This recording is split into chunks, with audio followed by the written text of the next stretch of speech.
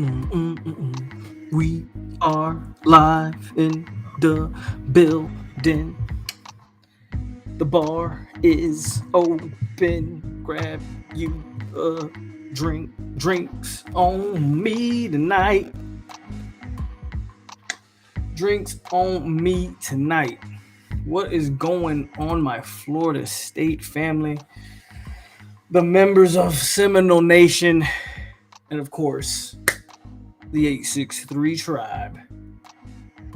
What is going on this Saturday night? Good to have you here tonight. Nothing going on, so why not go live and talk to the people?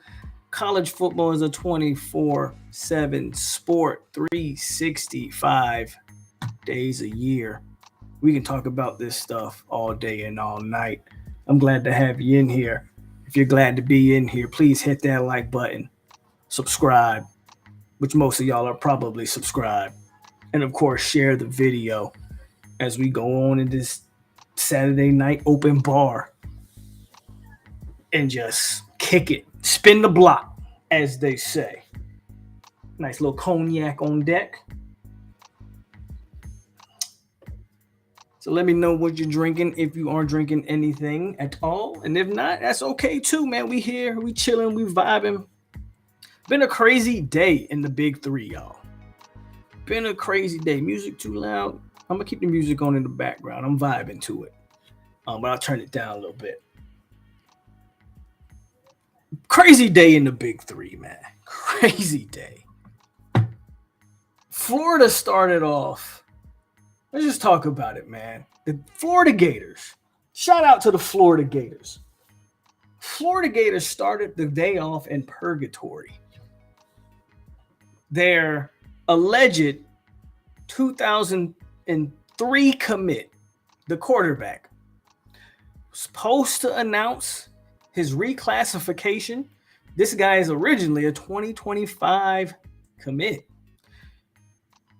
Was supposed to reclass, which he did end up reclassing, but commit to the Gators. It had been talked about from all the Gator faithful for weeks now that he was going to make that move. He made the move, but it wasn't to Gainesville. Oh no, Lane Kiffin has struck again.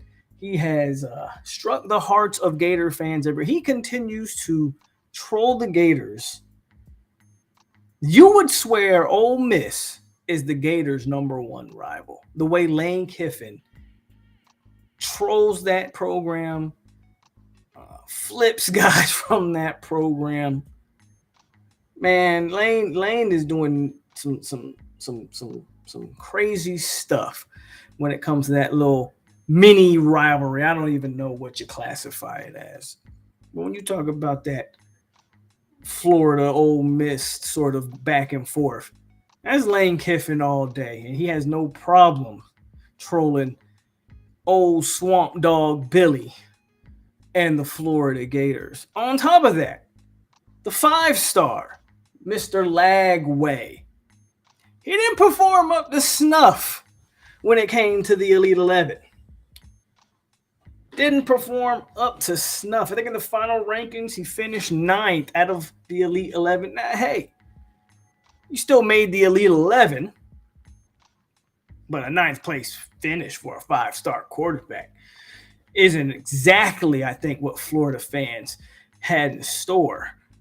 Struggled day 1. Day 2 had a better time, and then day 3, man, on the 7-on-7 drills, he goes for a couple picks, a poor completion percentage. So the weekend just started off in shambles, man. Lagway not living up to the hype. Your boy Luke out here, top 4, finished number 4 in the Elite 11 final rankings. Quite frankly, let's keep it a bean. The way the Elite 11 runs, which I think they should personally change. I don't understand the way they grade it. They grade the actual event, and then it's 50% how you perform at the camp, and then it's 50% what you do your junior film. Well, as we know, Luke wasn't a starter as a junior.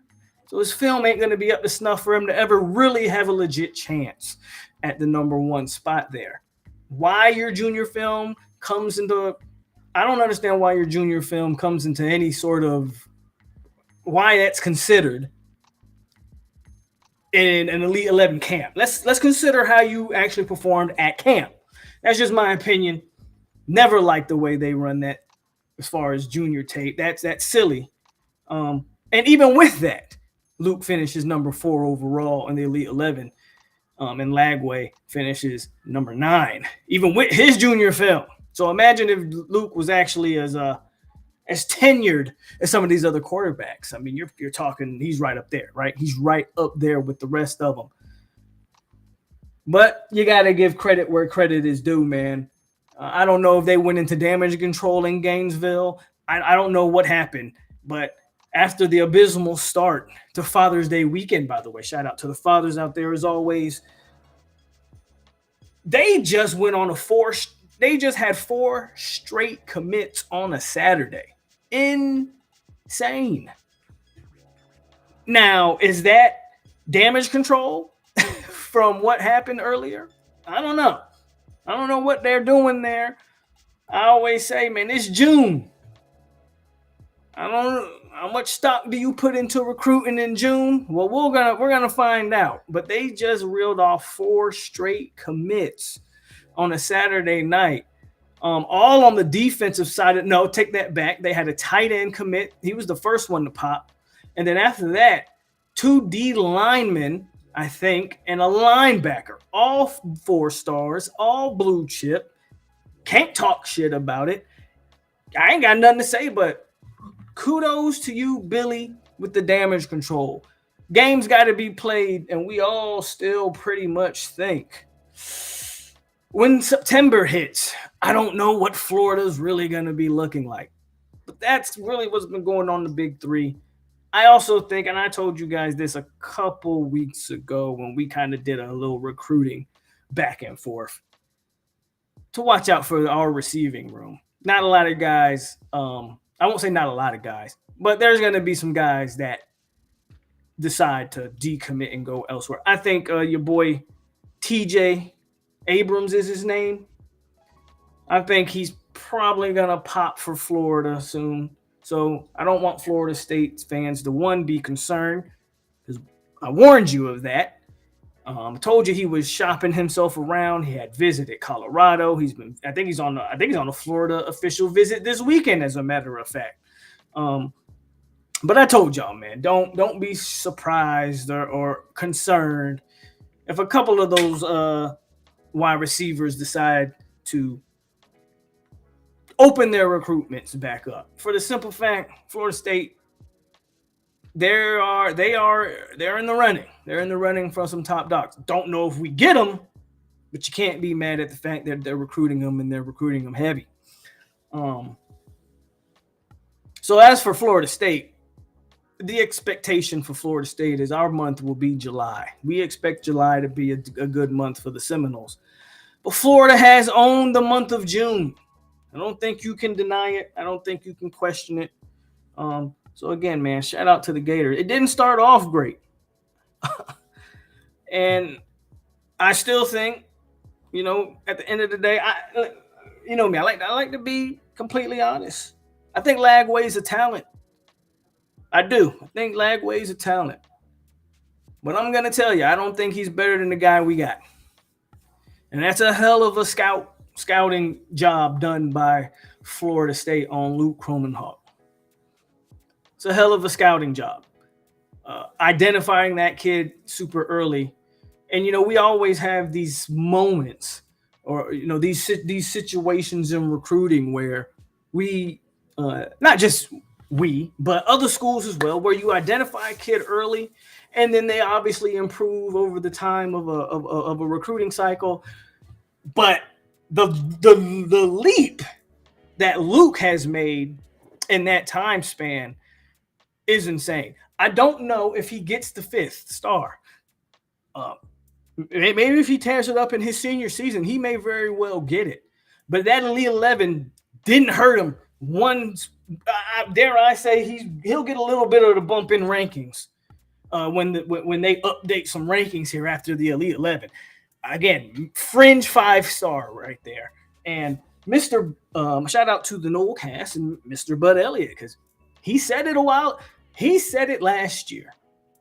So I got to give credit where it's due, because that's what I do, man. I got to be honest and give credits where it's due. That man said last year when we had Chris Parsons, and Luke and Chris Parsons, believe it or not, were throwing side by side, I think at one of FSU's camps.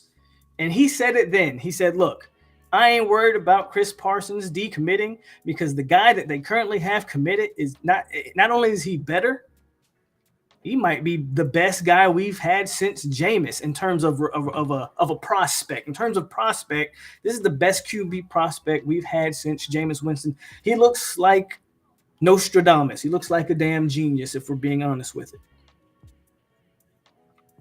He didn't tell one lie in that assessment.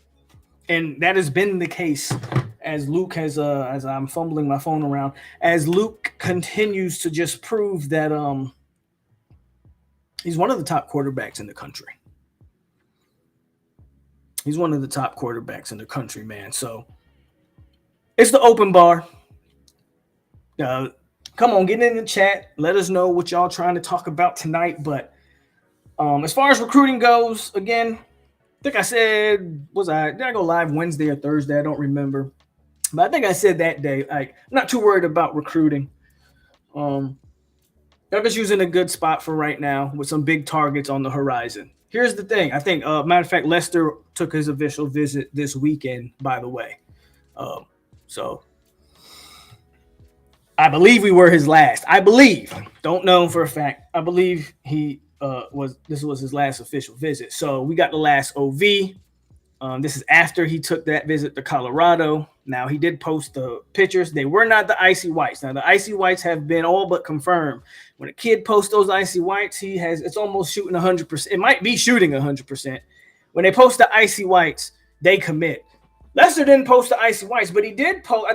He did post his pictures, and it was a unique uniform combination that I haven't seen before. At least I don't think I've seen any recruit in this uniform combination as of right now. And he had the black top, white bottoms, white helmet. Interesting. Some people think it looks great. I'm in the middle of it. I've always said I love the white, all whites, but when you start mix matching the uniforms and the helmet, I get a little off put. I don't think it all meshes as well. The white, black, white look was interesting. Let me know in the chat what y'all think about his uniform combination if you've seen the pictures that he posted. But we'll see what happens with Lester, man. Again, I think this was his last OV. Not 100% sure on that. Could be whatever. But again, I'm very confident with Lester. I don't think they can botch. I'm hoping that they don't botch that, but I feel good. Lester continues to show up at Florida State. He continues to talk about Florida State. So we'll see what happens with Charles Lester. And then the month of July is going to be the month that I think a lot of, according to the beat, according to individuals that cover this team, obviously with more inside knowledge than I have, July is supposed to be the month of Florida State showing off and showing out. And so we'll see what happens there. The problem is, and we talked about it a little bit on Twitter, our defensive, I talked about it before. My DB board, I'm not worried about. Matter of fact, KJ Bolden also announced that he'll be taking another visit to Florida State. So as long as that kid continues to come on campus, man, again, do I think we get a KJ Bolden? If you made me pick now, I do not. I'm not going to lie to y'all. But the more you get a guy on campus, all I need to do now is get an official visit scheduled with him. But that kid continues to come on campus. I think he's coming on. Is it next weekend? KJ's coming back on campus. He announced. That's big, man. The more you continue to get that safety, that top safety in the country on campus, you can never count us out if we continue to get him here. So I feel good about it. Again, I'm not saying we're getting them because I, as of right now, don't think we're getting them. But I like the fact that he is not shutting down or shutting Florida State out of it. He's continuing to come on campus. He wants to be whatever that means. What do you think? He's just here or he's legitimately vetting the Seminoles? We'll see. We'll see what happens with that. Let me take a sip. Um, but we talked about it, man. Outside of the DB board for me, but you also have another safety who's going to announce next week or this upcoming week. I think it's Clemson. I forget the kid's name, but he's a big time safety as well. But I'm thinking Clemson because, from my knowledge, the young man hasn't been on the Florida State campus in a while. So anytime a guy is doing all of that and he's announcing shortly without having been on campus for a while, you know. But it is down to two schools. It's Florida State and Clemson. So we'll see what happens with that one. Don't expect Florida State, but anything can happen. You never know. Ricardo Jones, that's his name. Thank you, Hypnotic. He's announcing very shortly. Again, I think it's this upcoming week.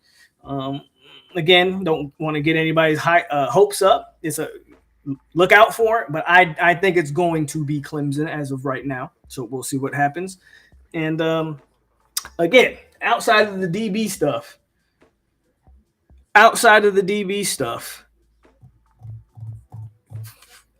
offensively, no worries.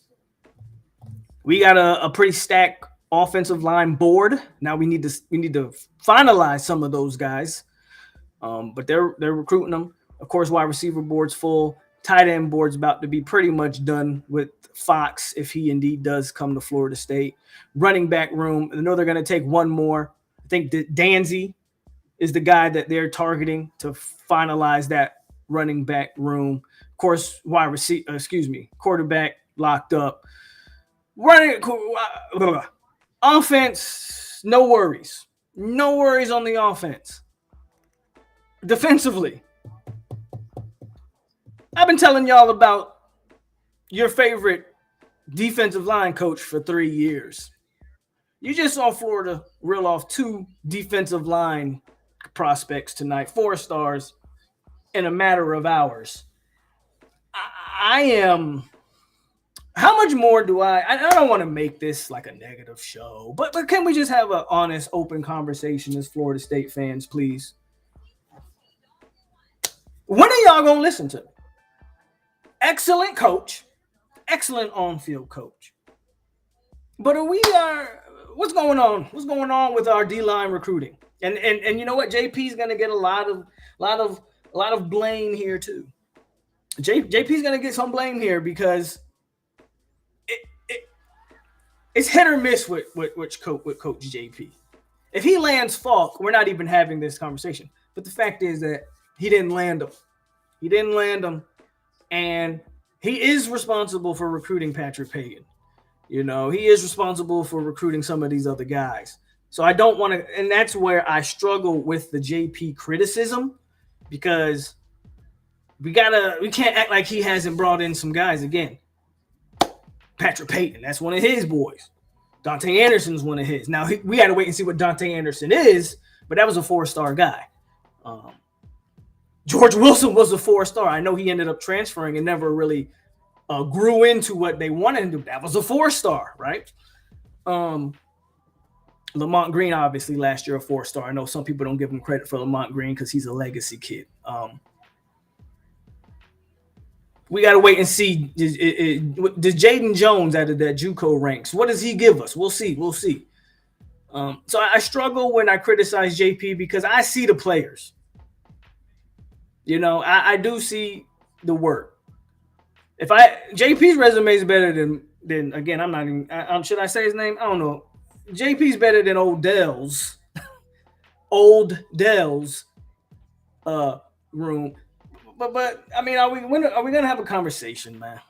Do we want to, or y'all just don't feel like beating a dead horse? I don't know.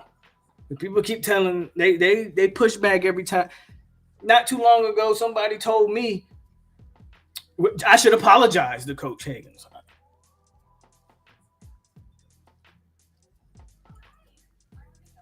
Do I still owe Coach an apology? Look, I love, as an on-field coach, I still don't know if there's anyone better than Coach Odell. Develops the position.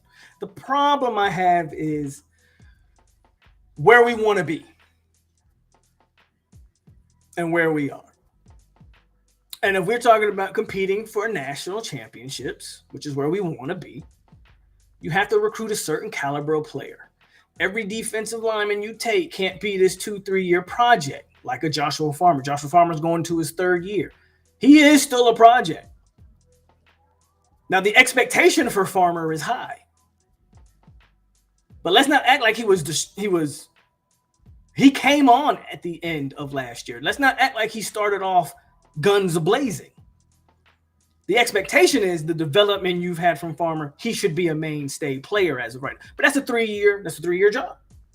My point. You know, Tafasi, we'll see. It's probably another 2 or 3 year job. Daniel Lyons probably in that same boat. You feel me?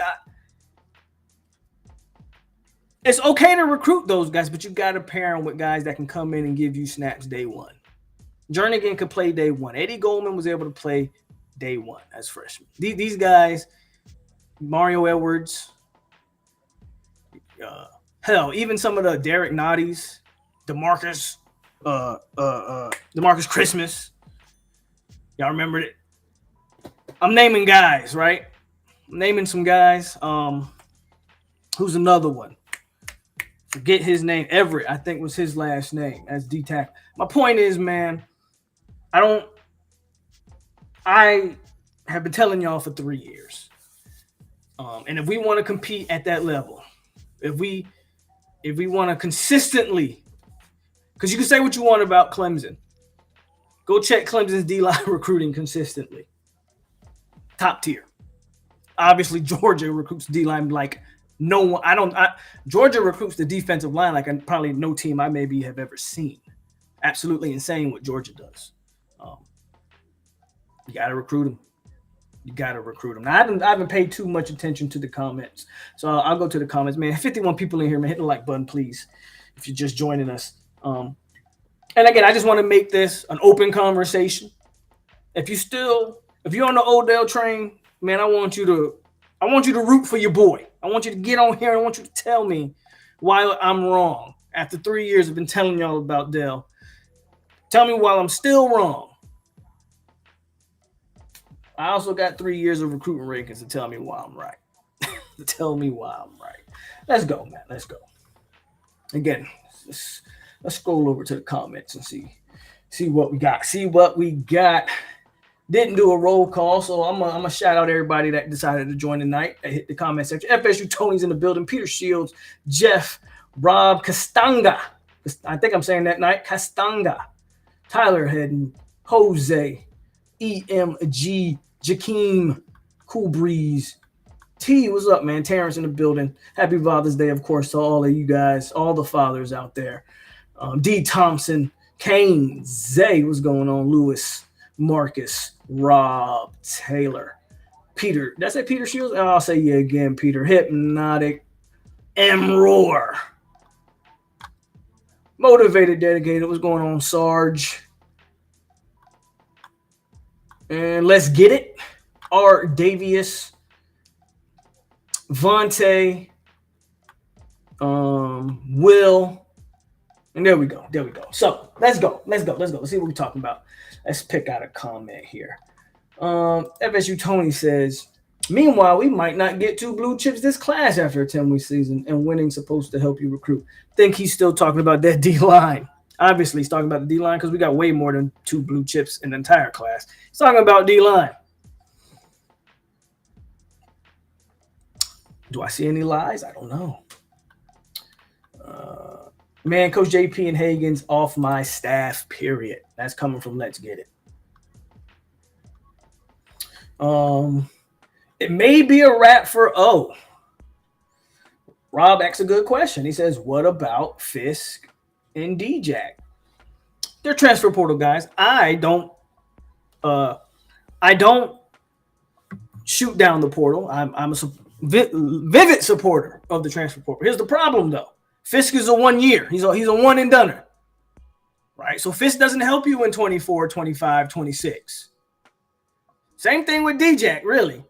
You think he has 2 years. That man's his waiver still hasn't been approved. So DJ might only give you a year. We'll wait and see. We hope we have until August, September to see if Daryl Jackson can get his waiver approved.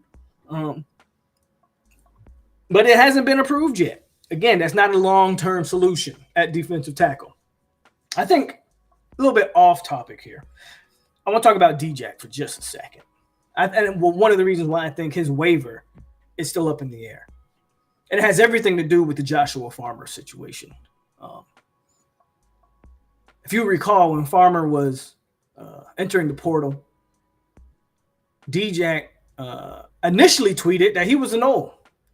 And then I don't know what changed. And he ended up, and they did was on Instagram Live. And he basically was going out here and he was saying, hey, if Farmer gone, I'm gone. And I'm following my boy wherever he goes. I mean, that was kind of the gist and the vibe that he was throwing out there on these Instagram Lives and all that talk they did before Farmer eventually decided to come back, right? Well, see, the problem with that, again, you're allowed to do what you want to do as a player. I'm not knocking it per se. But when you're trying to get a waiver approved, and when that waiver was allegedly because of a ill family member and being closer to home, well, your words, your actions may be said a little different in terms of what ends up happening there.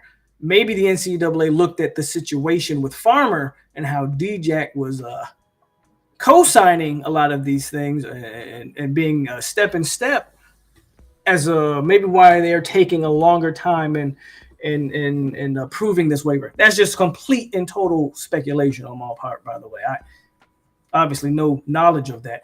I'm just saying if I was on the NCAA panel or committee or whoever it is that approves these waivers, and I saw somebody who transferred for medical reasons all of a sudden dismissing that, I would probably be thinking a certain way about it too. That's just me though. Ardavius says, who are the D linemen we're even on all of them seem to be trending toward other schools. Anthony, what's going on? William says fire JP. Adam Fuller got Fisk and Corey Fuller got DJ. Jackson waiver should be approved by the 21st. I'd be fine with getting rid of Odell, Randy, and JP. That's coming from Tyler. I doubt that the NCAA is just incompetent. That's why it's taking so long. Fair enough. RD in the building and Momo's in the building. So that's just my conspiracy theory on the DJ situation. But we'll see. We'll see what happens by July 21st.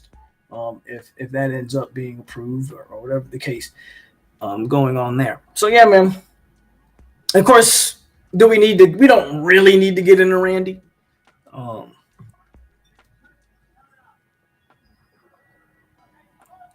I do believe Randy has helped coach this defense to be improved over the last couple years. But I've talked at length about linebackers and just disheartening, in my opinion, watching backers and the lack of recruiting top tier guys and just recruiting a bunch of projects. I mean, you can argue that every player that's recruited is a project, and to a degree, you're right. But we'll see. We will see. We will see. But again, this year's linebacking recruiting doesn't look like it's not much more improved than what we've previously had under Randy, and Coach Marr, for that matter. I think what needs to happen for us is we need we need Deloach to legitimately make a push for the NFL draft. Like I need Kalen Deloach to be to be drafted in the top 4 rounds to help out linebacker recruiting. I can say this: it's hard to recruit back. When's the last good backer FSU's had? And I think that goes to the problem with some of the linebacker recruiting. I do. When's the last? I mean, is Telvin the last like legit linebacker you had? I mean, Reggie Northrup was solid, but he didn't get drafted. Actually, I think he was doing MMA for a while. Then I actually think he played in it was either the XFL or the USFL. He played in one of those 2 leagues just this past spring. Don't remember which league. Matthew Thomas was solid. Again, I don't think did he make an NFL roster? Not so sure. Don't remember. Where's the last backer? Florida State hasn't had a good, Containum Bethune and Kalen Deloach. I lean toward Deloach because he he's been at FSU his entire football career. So he's a guy that's going to be looked at. When they say developing players, people are going to point out Deloach and they're going to say, oh, they developed him into this. Where fair or unfair, they're going to look at Bethune and say, well, he played at UCF, even though he played at UCF with Randy Shannon.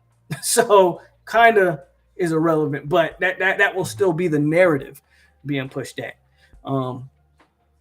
I think it really hampers on Deloach and where he ends up in the draft if he gets drafted. I think Deloach is in for a big season. I really do, but I need it to translate into not just being a good season, but being a draftable prospect. And he's going to have to test well physically big time because he's undersized. At the end of the day, Kalen Deloach is 210 pounds. They haven't been able to get him up to 220 or 225 yet. I think even coming in this year, I think he's listed at like 211 or something like that.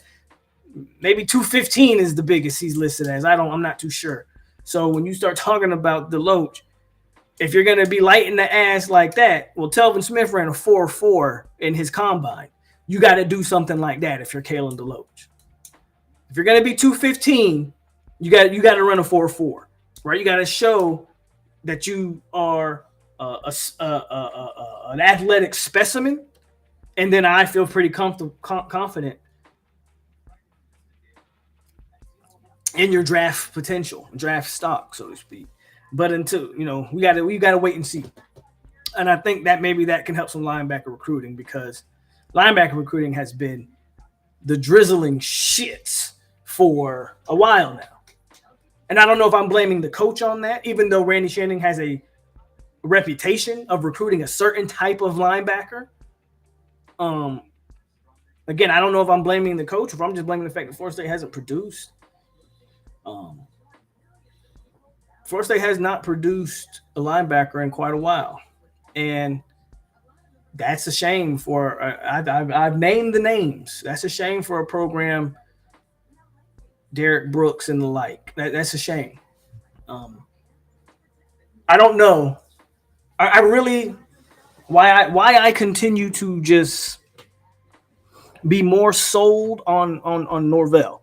And maybe not the entire staff, but on Mike Norvell as the head guy, I continue to be a little bit more sold on him as this goes on because the more you remove your emotions from it and the more you really look at the state of this program after 2016,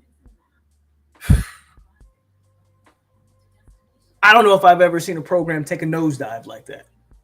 Usually it's gradual. Usually, you can see the decline coming.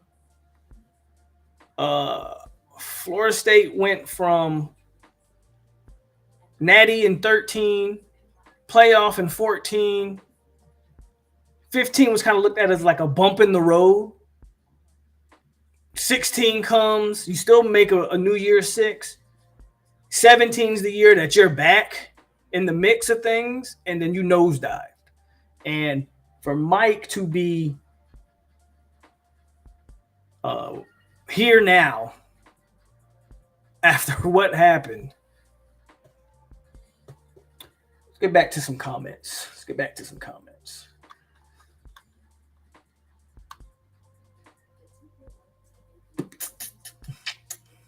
We haven't had a good linebacker play since 15. Matthew Thomas. Sad we struggle to even get blue chip backers on campus at Florida State. Terrence Smith. Terrence Smith is another one. I kind of count Terrence Smith as a part of that. Terrence Smith played alongside Telvin and them, right? So I was kind of thinking post Telvin Smith era. There, yeah, and again, you're not wrong. That's what I'm saying. Like Randy, again, he has a reputation of literally. He acts, and I'm not saying he's not, but he acts like he's just the smartest guy in the room in terms of linebackers. Like, that 6'2", 230-pound 5-star. I don't need him. Give me this 6'1", not 195-pound unrated guy. I'm gonna make a star. Like that's how he approaches recruiting. It's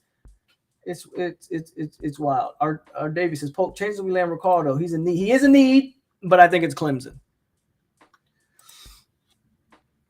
It sounds like you're saying Odell's becoming like our former O-line coach, Rick Trickett, legendary, but no longer able to pull top recruits. The thing about, what's crazy about Rick? You know what the biggest difference between Rick and I'll be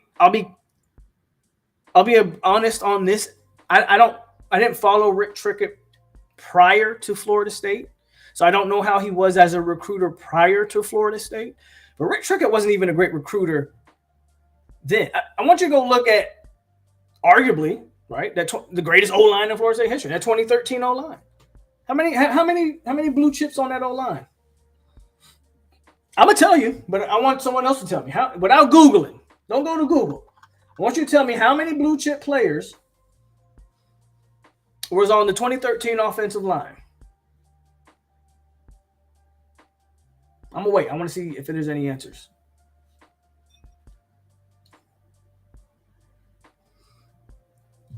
A Miami fan might look. A Miami fan knows. 4 blue chips, wrong.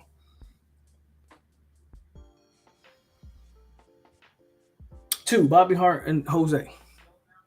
Or was it pronounced Jose or he spelled it weird? Joshua, Josh, I don't know. But Matthias, yes. Trey Jackson, man, you guys, are you sure? Are you guys sure about some of these guys that y'all are calling blue chip prospects? So your starting center was a converted tight end, if you didn't know. Brian Stort. Won Remington, that's the center award, right? Your starting left tackle was a converted defensive tackle, 2-star. What's going on, Sporadics? Bobby Hart was a 3/4-star on whatever website you looked at. Ultimately, I do think he was not a consensus 4-star, but I would definitely call Bobby Hart a 4-star. Jen says Nigel Bradham was the last good backer we have. You can't just disrespect Terrence like that. Rod was not on 2013. He was on 2014, so that doesn't count. Big Rod was a freshman on the 2014 team. He did not play 2013. Wasn't even on the roster.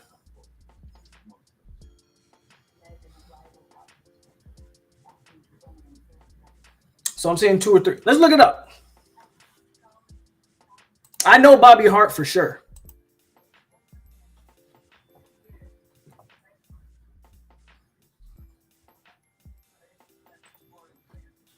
I believe Bobby Hart's the only answer.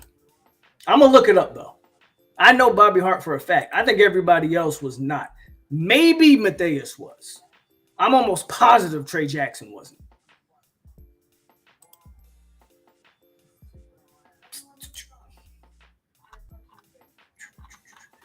The point I was trying to make, though, is while I look this up just to confirm, we'll start at 2010.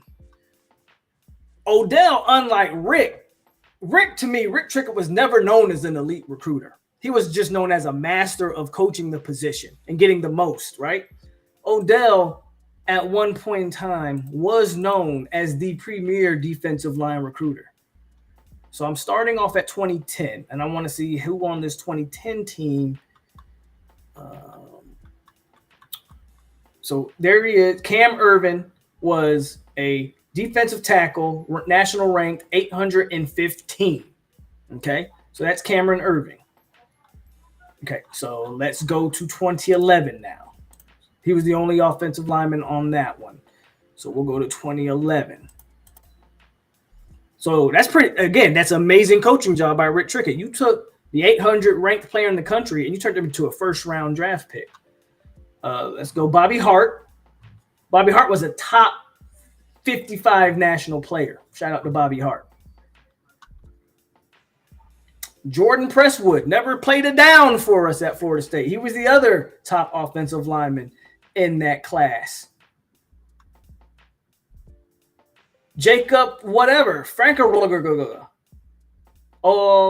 was a JUCO. Jose Mateus, national rank 251, 4-star. That's 2.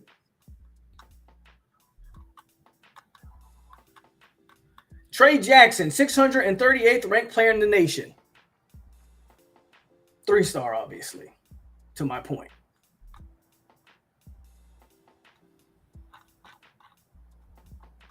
So like I said, I actually think Brian Stark might have been 2009. I'm going to go 2009 just for kicks and giggles because that's the class I think Brian Stork was a part of. There he is, Brian Stork, national ranked. Anybody want to guess Brian Stork's rank? So to answer the question, 2, Bobby Hart and Jose Mateus. Those were the guys. Those were your blue chip guys. Trey Jackson was the 600th ranked player in the country. Cam was the 800th ranked player in the country. And Brian Stork was down in the 900s. Rick Trickett could coach and develop. He developed the hell out of that class. That class did not have elite players on that offensive line, my friends. It did not. You're literally talking about bottom of the barrel guys on that offensive line that he turned in. Trey Jackson made an NFL roster. Brian Stork made an NFL roster. Both of their careers got cut short due to injuries. Of course, like I said, Bobby Hart played a long – I don't know if Bobby Hart's in the league now or not, but I know he played for the Jets for a while. Cam Erving still plays. He was a first-round pick and has had a good career. But that speaks to Rick Trickett's coaching acumen. But he never recruited – he wasn't known as an ace recruiter on the offensive line. Odell was. So to this point, RD, Odell was. If I go over those same classes and show you the defensive lineman he was recruiting at that time, meaning Odell Higgins, in the same class as Brian Stork, Jacoby McDaniel, the number 5 player in the country, defensive tackle, was on the national championship team. DeMonte McAllister, number 50 player in the country, defensive tackle. That's in 2009. 2010.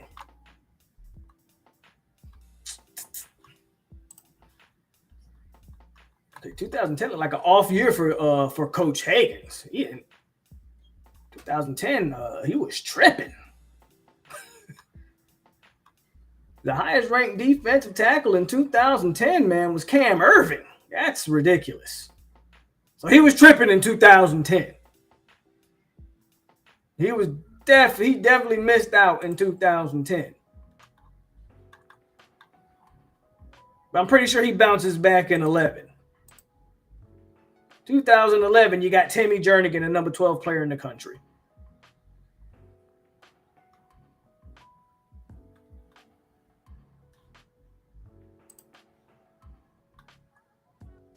Derek Mitchell, 4-star. Now Lawrence Stamper, 4-star. So in that class alone, you had 1 5-star and 2 4-stars on the defensive line.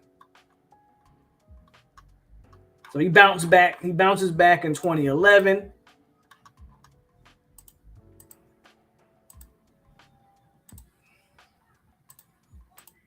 Click on the class. Of course, in 2012, 2012 is the class. That's Mario Edwards, the number 1 player in the country. That's Eddie Goldman, the number 10 player in the country.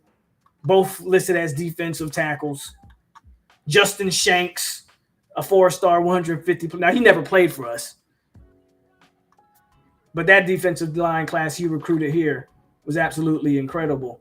And then another guy who committed but never played was Dalvin Stuckey. So, yeah, I mean, y'all get my point.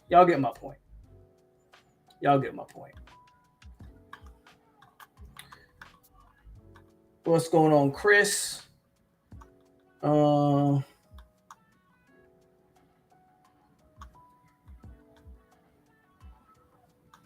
Rob, let's see what Rob's got a long comment. Here's one. How many elite linemen in FSU history can you name in the modern era? Walter, Trey, Rodney, Tomberlin, maybe. The truth is this isn't a Big Ten program. Linemen aren't a specialty. Okay, so let's talk about this. Nice conversation piece you brought up, Rob. I like that. Obviously, Walter Jones. You cannot talk about Austin Barron, who was an All-American in the first-round pick. So that's 2. What about Trey Thomas, which I'm assuming you mean at number 2. So that's 3. Rodney, absolutely. We're talking about Rodney. So there's your 4th. And then, again, Cam Irving was are we strictly talking about guys that translated to the pros and had long careers in the pros, or are we just talking about guys who were elite college offensive linemen, right? Because the list grows when you start talking about Cam Irving and Austin Barron. I know Austin Barron didn't pan out in the league, right? But he was a first-round pick and an All-American. Obviously, Walter Jones is one of the best that ever did it.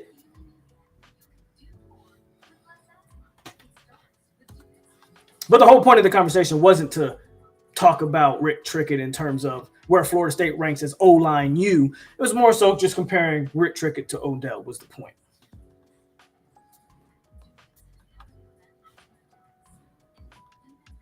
Most of our O-linemen in the league are 3 or 4 stars. Florida about to win 10 games the next 2 years combined and still going to sign the top 10 class. Well, we'll see, Ardavius. As they say, games get played. And recruiting is great until young men start seeing a lot of L's. Is Bobby Hart still in the league? I know Cam's still in the league, but it's good to hear that Bobby Hart's still in the league too.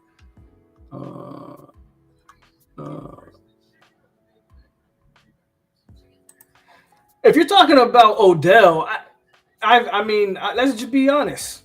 I've said this a million times. Odell's going to be here until he doesn't want. I don't think Mike has to win big, and I'm not just talking about 10 games. I'm not talking about the Cheez-It Bowl against Oklahoma. Mike's got to put some hardware, some serious hardware, ACC hardware, New Year's 6 type hardware or above for him to make that call. I don't think Mike can make that call right now. I don't know if Mike wants to make that call right now. I still think you're probably pleased with the development of the position. And some of the more, I mean, if you're still going to emphasize the portal, I think portal players are gravitate more towards Odell. I say this all the time. I think like Alex Atkins, first of all, Alex Atkins can recruit high school and the portal, but Alex Atkins really seems to nail the portal. And one of the reasons I've always said this is because there's no fluff with Atkins. And a lot of these kids that's in the portal, not a lot of them, all of them, pretty much all of them have already gone through the high school portion of recruiting. They know the lies. They know game. They're up on game now. There's no more. You can't lie to them no more. You can't wow them with the spectacle that is college football when they're in the portal now and they're looking for a new home because they've seen all that. Now they're looking for real. They're looking for somebody to tell me this is where I stand, and if I come here, this is what I can expect. I think that's why Atkins is so effective in the portal. I do think Odell has a similar effect with portal defensive linemen. I think they respect his resume and the authenticity of which he gives, where I think as the high school kid doesn't even, they might say things on Twitter, bro. I don't think the high school kid knows who the hell Odell Higgins is, if I'm being honest with you. Right? The portal kid knows his deficiencies in his game and has a pretty good idea this guy can help me fix those deficiencies. The high school kid wants the glamour and the glitz. That's the difference. So if you're still going to prioritize the portal, maybe you keep Odell around. You feel me? Again, I'm not against the portal. But it's got to be more than just Fisk in the sense of I need guys that's going to give me multiple years. That's always been my caveat with the portal. 100% support the portal. But you can't build a team out of the portal with Braden Fisk and Jermaine Johnson and Keir Thomas. Those are one and doneers. You need 3-4 years. You need Jarrett Versus. Okay? You need Johnny Wilsons. You need those type of players to build a team out of the portal. So interesting dynamic there. At the end of the day, I don't think Odell goes anywhere until he's ready to go, or until Mike Norvell has the clout to make a move without. Because we might be talking about it here in the chat. Oh, but the overwhelming majority of Florida State would lose their mind if Odell got fired tomorrow. They would blow a head gasket. Believe me, they would.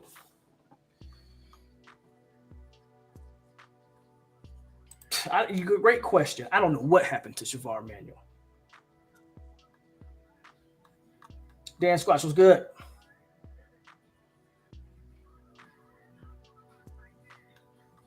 You know, Darnell Dock is like my favorite Florida. Outside of number 9, Darnell Dock is like my favorite Florida State player ever.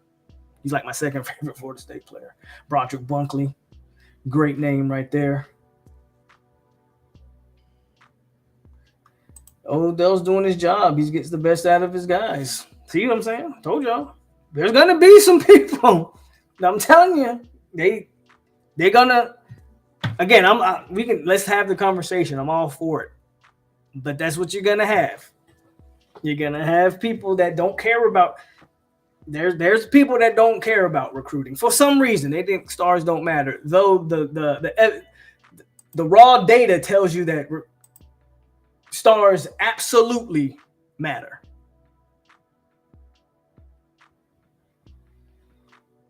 Yeah, look how that turned out for us, right?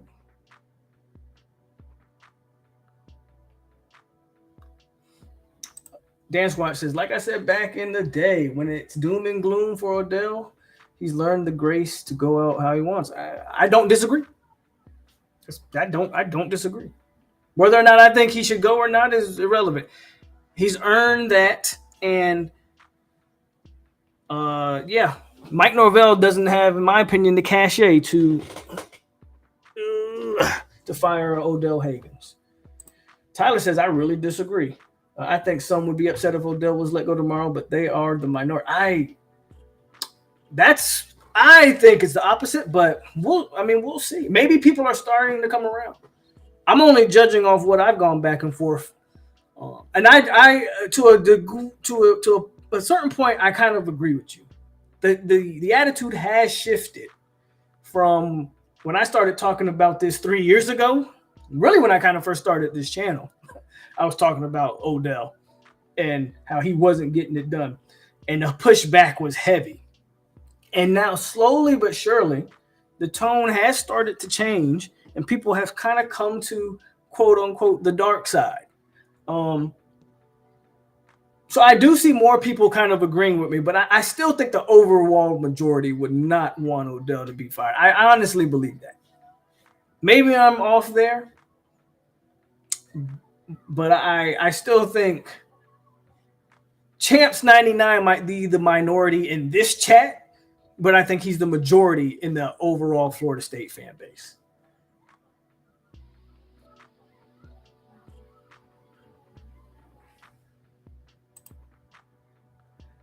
So check this out, though. He says, how is our O-line depth so rich? Farmer was about to leave. And since that time, Antavius Woody is gone and Bishop Thomas is gone. Is the O-line, is that D-line depth as deep as it was at the time that Farmer hit the portal?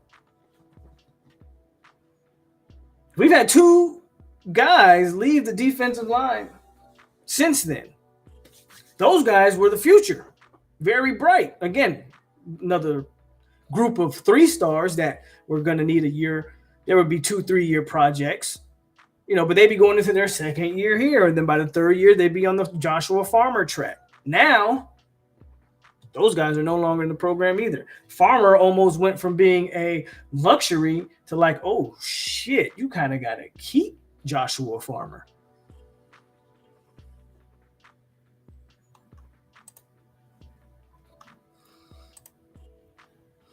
Big difference between O-line and D-line is that the stars matter most on defensive side of the ball. I agree with that, Philly.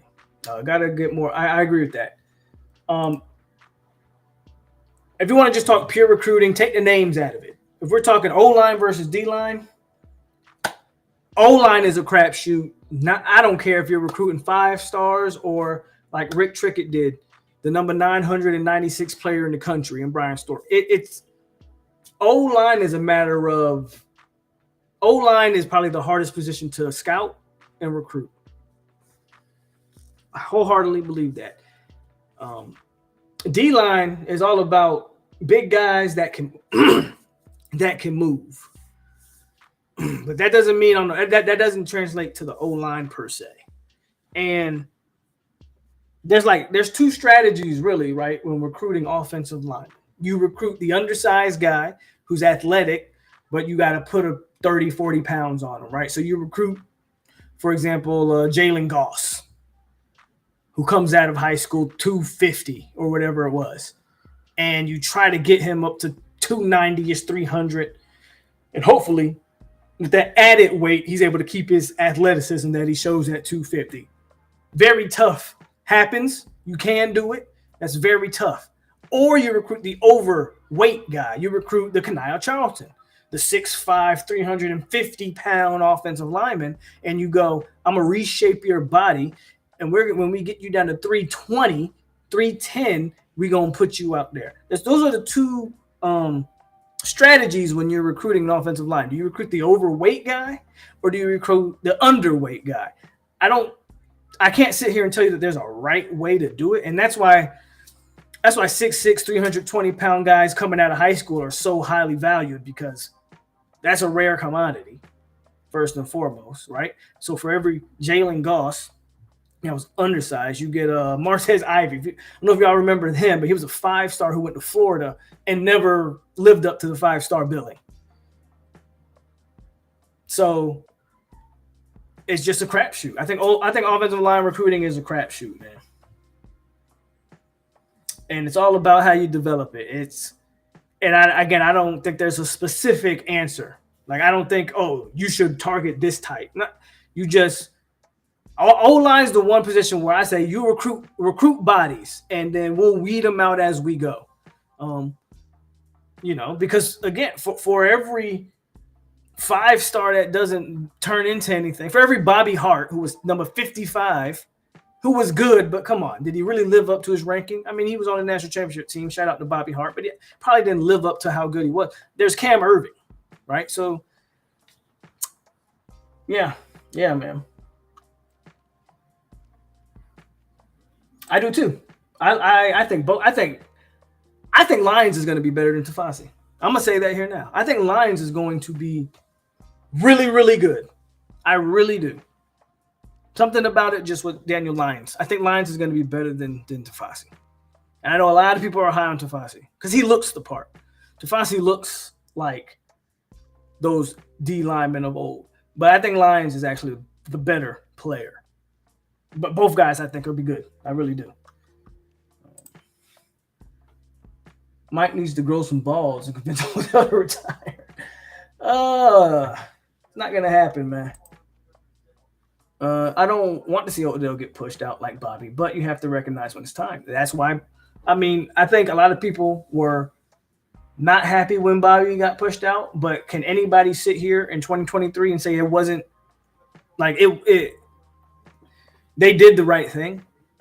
Does anybody disagree that Florida State did the right thing when they pushed Bobby out when they did? It's unfortunate. I know he built this thing, and without him, it is what it is, but it is what it is eventually, right? I mean, different sport, but if you consider a sport, I consider a sport, but I mean, look at wrestling. One of the arguments could be made is um, one of the arguments could be made that Vince McMahon needs to be let. They need to push him out of WWE. Well, the problem is he owns it, so you can't just push him out, right? But yes, he built that thing into what it is. Vince McMahon is WWE. But you could argue that the product now suffers because of a old, what is Vince now? 70, 80-year-old man who's still controlling everything. Maybe he's out of touch. And that's kind of the analogy or the comparison I give there.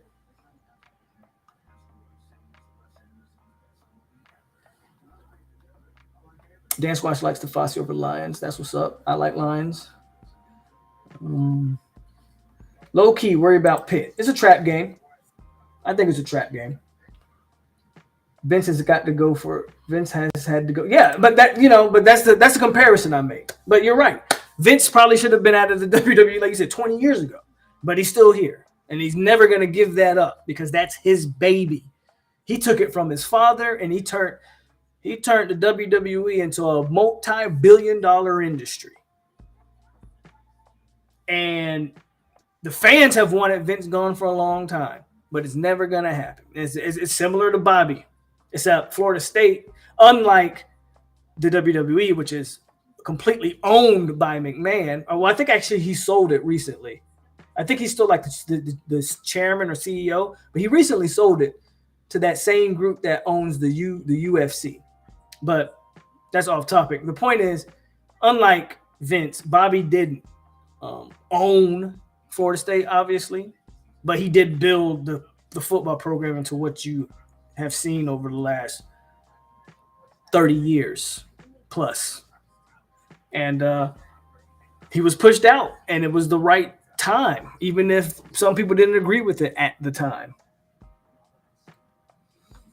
Right. That's a great, like dance with Vince is Jerry Jones, where Jerry needs to give up his ownership of the Cowboys, but he never will because it's his team.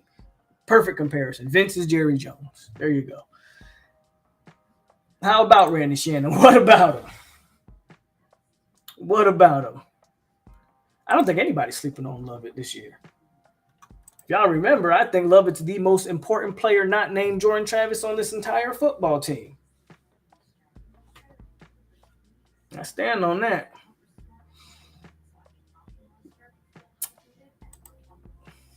You can only suck for so long in the business.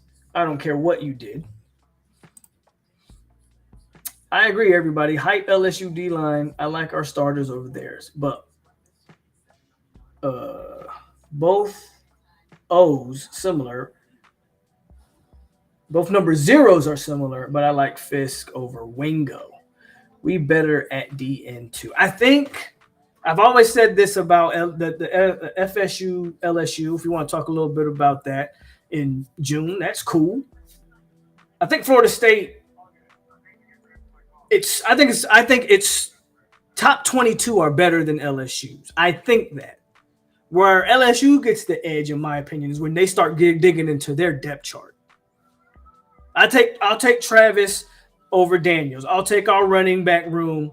I'll take Trey over whoever they got running the ball. I'll take our starting receivers over their starting receivers. I'll take our the O-line they have some higher rated recruits on their O-line. We might have the better unit. Same thing on the defense. I'll take Verse over whoever's rushing the passer over there. And I'll take, if you go watch Fabian Lovett against LSU last year, I'll take Fabo against whoever they got. I mean, they do have Mason, and I know he's a monster. And he's back healthy. That's going to be a handful for our O-line for sure. So maybe I'll take Mason over Lovett, but that's tough. That's nip and tuck. I'll probably take their backers. And I'm not sold on their DB room. There's a reason why they went and rehauled that entire DB room through the transfer portal. So for me, I think I'll maybe take the consistency of our DB room over theirs. But again, where LSU starts to get the edge is now you start talking about the second and the third team players on LSU's roster, where I'm not so sure about our guys. Speaking of O-line, it's probably the biggest debate on the whole starting five is some people even have Scott as a possible backup. I don't agree with that. I saw that on Twitter recently. I didn't respond to it because I was like, who would even? Okay, let's for the sake of argument, who you're putting on at one of the tackle spots over Scott? Who? Like, okay, I think we can all sit here and say, okay, Bless may be your starting left tackle. He's definitely going to be one of the starting 2 tackles on your team, Bless Harris. If you think Robert Scott's going to go into a backup role, my question is, well, who's jumping him?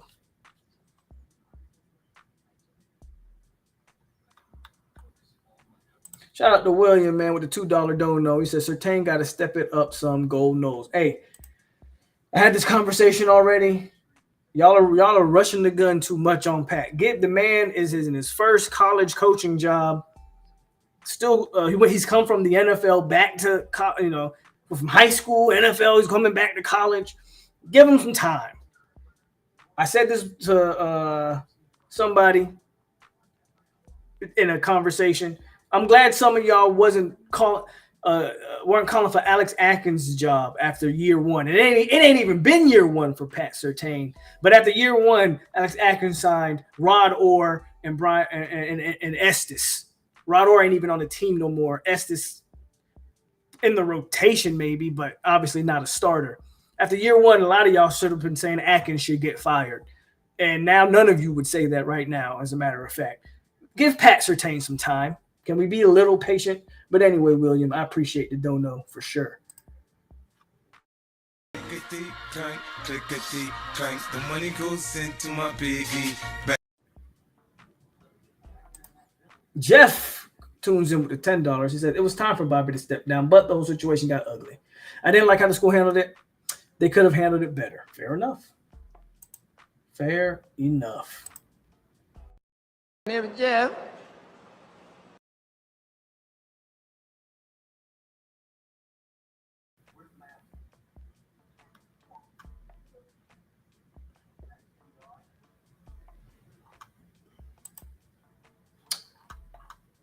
It's funny how FSU was a goal line fumble away from beating LSU, but double digits, but somehow we got lucky.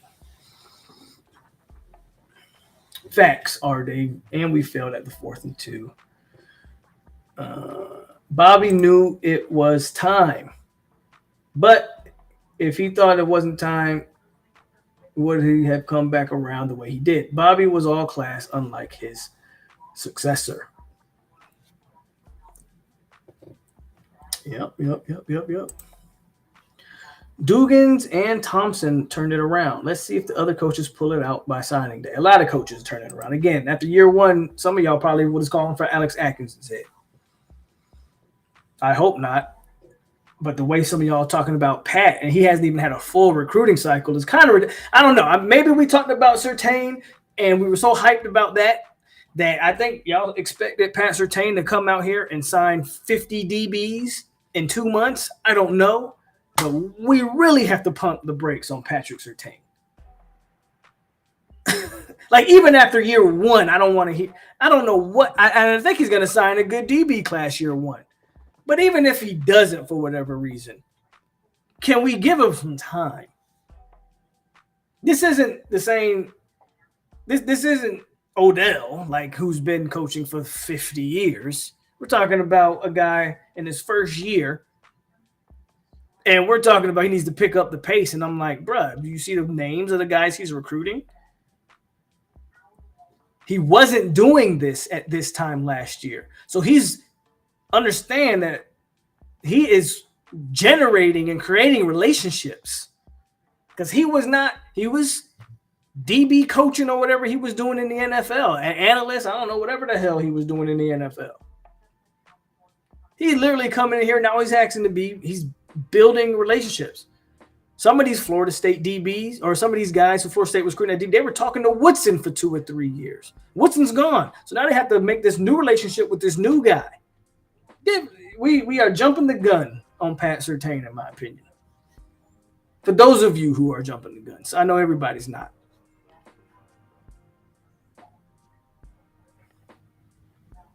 I agree.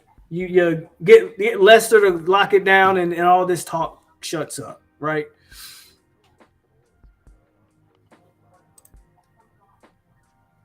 Armelo's the future. He's one of the he's one of the players in the future, I think.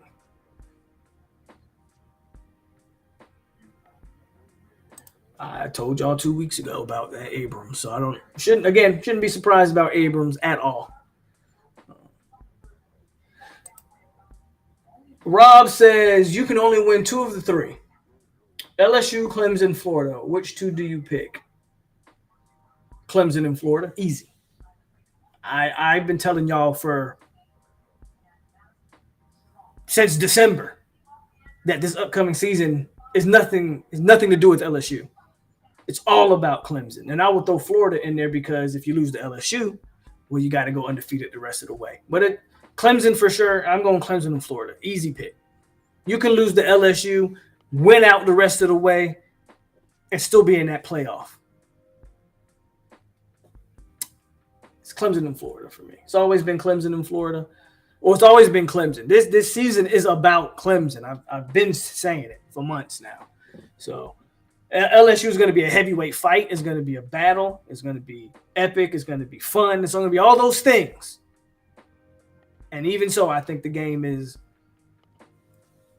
not important as Clemson. And of course, your rivals are always important, right?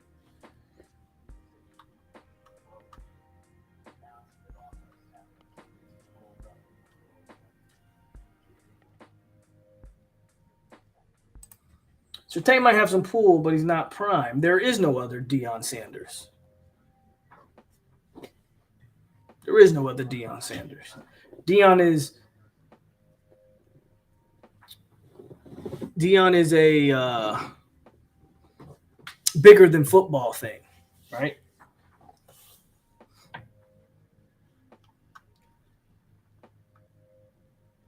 It's been a minute, bro.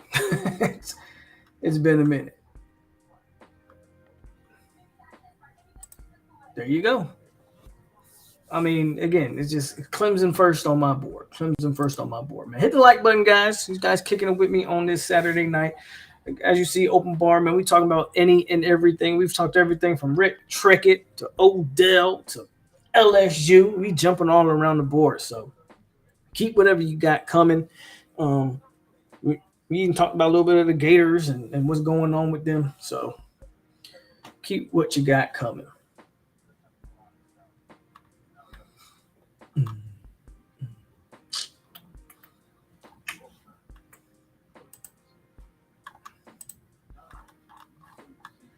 Also, I noticed, this is interesting.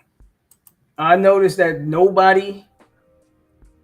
when I asked the question about who would replace Robert Scott on the O-line, nobody had an answer. I think that's to the point. Like anybody that's saying Robert Scott won't be one of your starting 2 offensive tackles, maybe they don't like Robert Scott. Maybe they don't like Robert Scott. Maybe they have a big expectation. Maybe they think Julian Armella takes like this incredible leap. It's not impossible, but again, I said this, and I've been saying this for a while, that Robert Scott is the most important recruit I think maybe Mike Norvell has ever signed up until this point. I don't know if you can show me one that's more important. And they're from high school, right? I'm not talking about the portal where you have Verse and Jermaine could make that case. But Robert Scott is the guy who they got in their first class ever. He started from day one, hasn't given up the spot since. And if you can get him drafted relatively high, I don't know where he goes, but you get that guy legitimately drafted into the NFL. This is a guy and he wasn't some 4 or 5 star. This is a 3-star from Arkansas. Get him to the NFL. It shows the development. Robert Scott is one of the most important recruits, if not the most important recruit that Mike Norvell and Alex Atkins have ever had. To all of a sudden in year 4 say you're going to throw Robert Scott to the back of the bus it's ridiculous. That's not going to happen. It's not going to happen. Yes. Now, I'm not saying it's going to happen soon. I don't know when it's going to happen. And one thing about Lester, he's been very transparent on taking visits and doing all that thing. But at the end of the day, I think Florida State will get Lester. Prime might. I did hear that Prime might lose a foot. Hope he does not obviously lose a foot. I know he lost some toes. What is his? Does anybody know like what is his medical situation? Like usually when you start talking about losing your lower extremities, does he have a form of like diabetes or something? What does anybody know like the complications? Um, but I obviously hope he does not lose a foot. Man.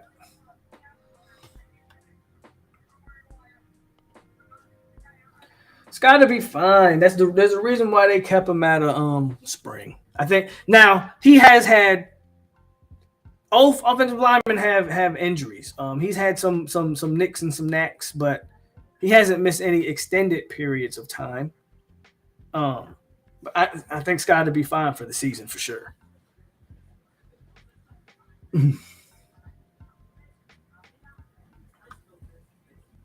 Now, if it's worse, obviously, right? Obviously, injury changes the whole conversation.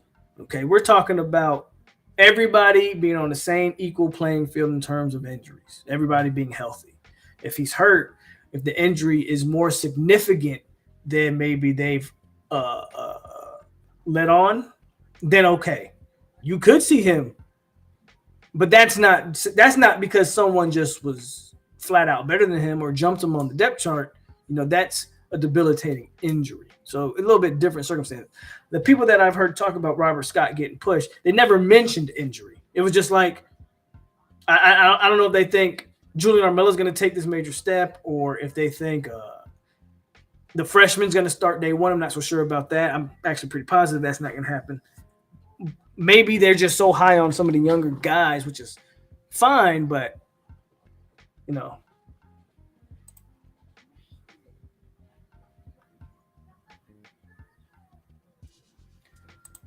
Jordan Travis, most important portal signing.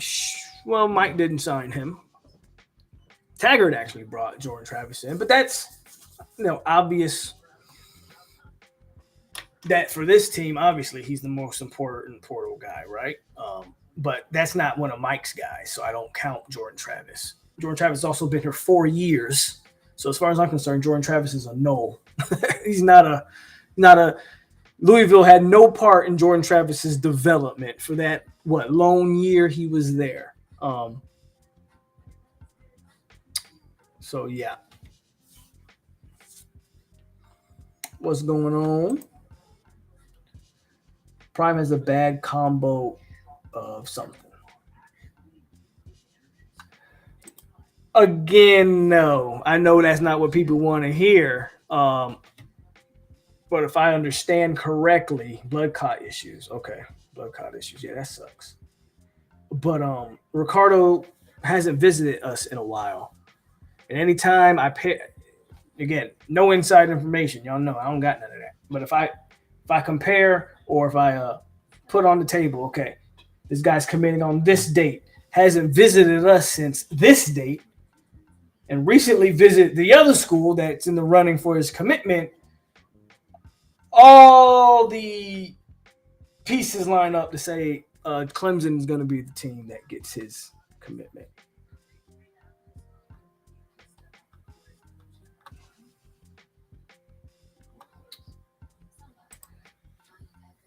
Keon Coleman, what's going on?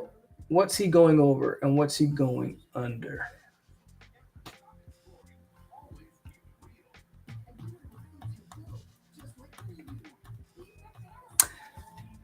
Hard to predict. I've kind of been steadfast on this, predicting these wide receiver numbers. Like I'm not even sure. Like a lot of people think Johnny's going for 1,000. I'm not even sure Johnny goes to 1,000. I don't know if we get an 1,000-yard receiver this year. I mean, it's possible, but Jordan's gonna have to.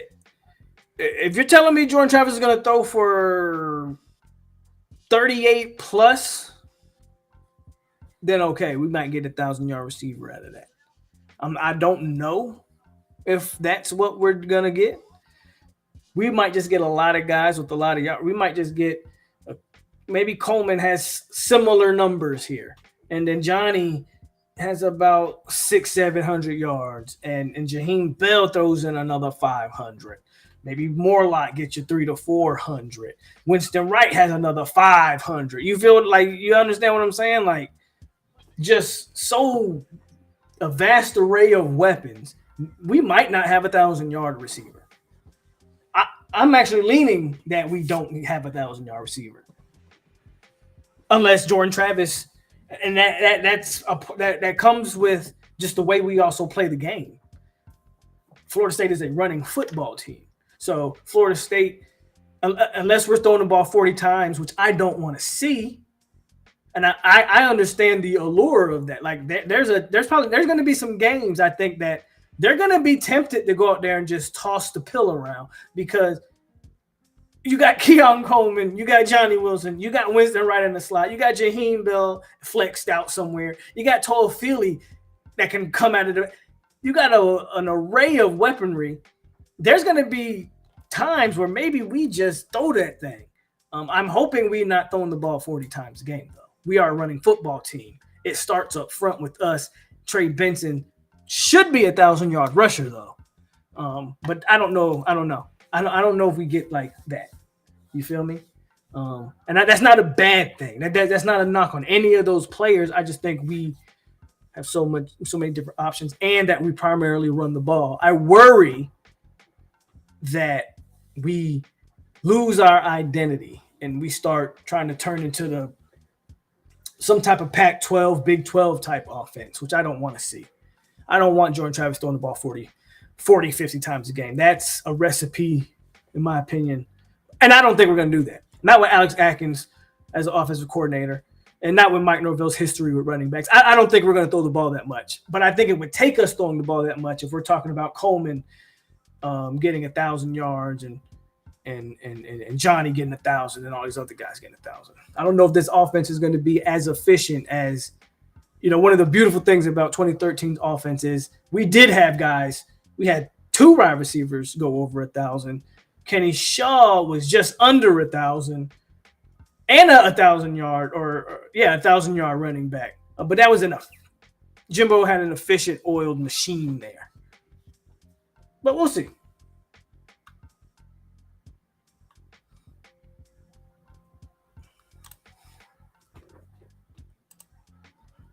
So funny to me, Jordan put up 41 on Jacksonville State, but the next year we hit him at running back, lost against them.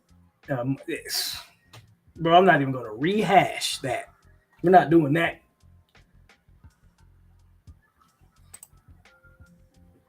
I thought Ricardo was visiting the weekend before his commitment. I've heard, I could be wrong, I heard that visit's no longer happening, but I could be wrong. If he makes that visit, we'll see. And see, somebody says he's coming the 23rd, but he's announced his commitment. I think he announced his commitment before that. I think his commitment is announced before his actual 23rd visit. We'll see. We'll see what happens.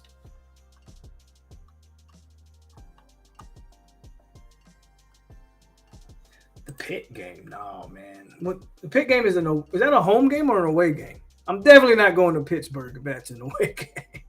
Heck no. If it's a home game, I mean, I could. Unpopular opinion. Mike's biggest mistake was bringing in Milton. Yes and no. And this is coming from a guy I thought Milton should have been the starter, right? The only reason I will say yes is because they did exactly what we all said they didn't need to do. It was pick a starter and go with it. The problem is you picked your starter. Jordan Travis starts the year, plays god-awful against Notre Dame. And then you after that, you get enamored with what Milton, I guess, could be. And now we're playing the musical chairs at quarterback. And that was what's the old cliche in football? If you got 2 quarterbacks, you don't have one. And that's where we found ourselves. At the same time, I do think Mackenzie Milton helped Jordan Travis in a lot of ways. So, I don't know, man. If you don't bring in Milton and it's just the Jordan Travis show with Chubba Purdy and Tate Rodemaker, I don't know.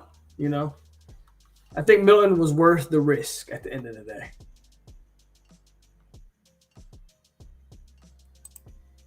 They love them some Preston Daniel. I'm sure we see Preston Daniel in some shape or form, whether it's block. They're gonna rotate those 4 tight ends. I'm sure of it. I think they're gonna play tight end so much. Yeah, I think Preston Daniels will have plenty of snaps.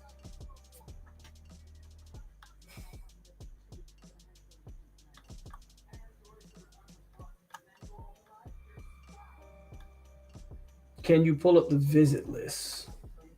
From where? From this upcoming weekend? I don't know where I would even find that.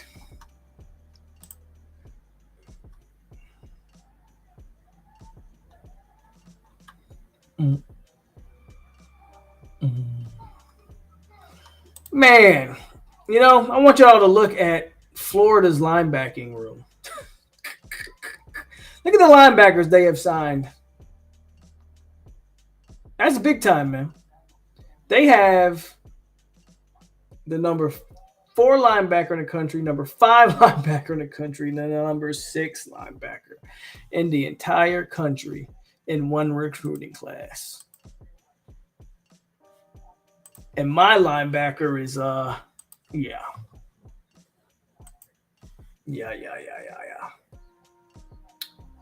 Who has more TDs this year, Biscuit or Morlock? I'm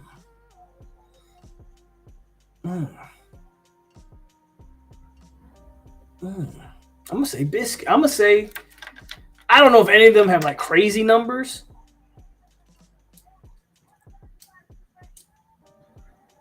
But Morlock 6'7". Some of that red zone stuff with Morlock and Johnny on the field at the same time is going to be insane. I'm going to say Biscuit because he's more of a sneaky player. Meaning, I think when teams see Morlock on the field, they're going to say, okay, we're going to pay attention to the 6'7" tight end. Whereas Biscuit can be kind of put like they did a lot last year where he's blocking and all of a sudden he peels off his block and he goes up. I think teams won't know whether Biscuit's coming in to block or receive. And I think that benefits Biscuit more. I'm not saying they can't do that with Morlock, but I am saying that if I'm a defensive coordinator and 6'7" tight ends on the field, I'm paying attention to him. 6'4" Biscuit on the field, I mean, he's not somebody I'm game planning for. I got other things to worry about. I'm not focusing on Marcus and Douglas. And I think that benefits Marcus and Douglas. I think Marcus and Douglas can benefit from that.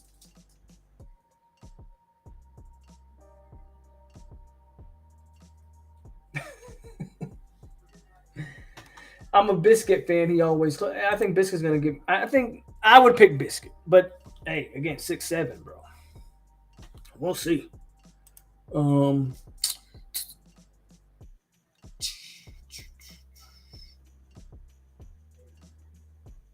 What 4 guys did we lose?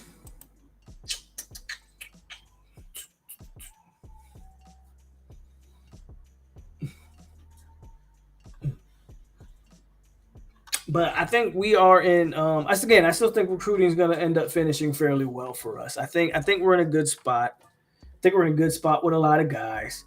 I know when you watch Florida, again, I just talked about Florida's linebacking class. That's a great. That's the best linebacking class in the country. When you sign the 4th best linebacker in the nation, the 5th best linebacker in the nation, and the 6th best, all top 100 players, I mean, that's the best linebacking class in the nation.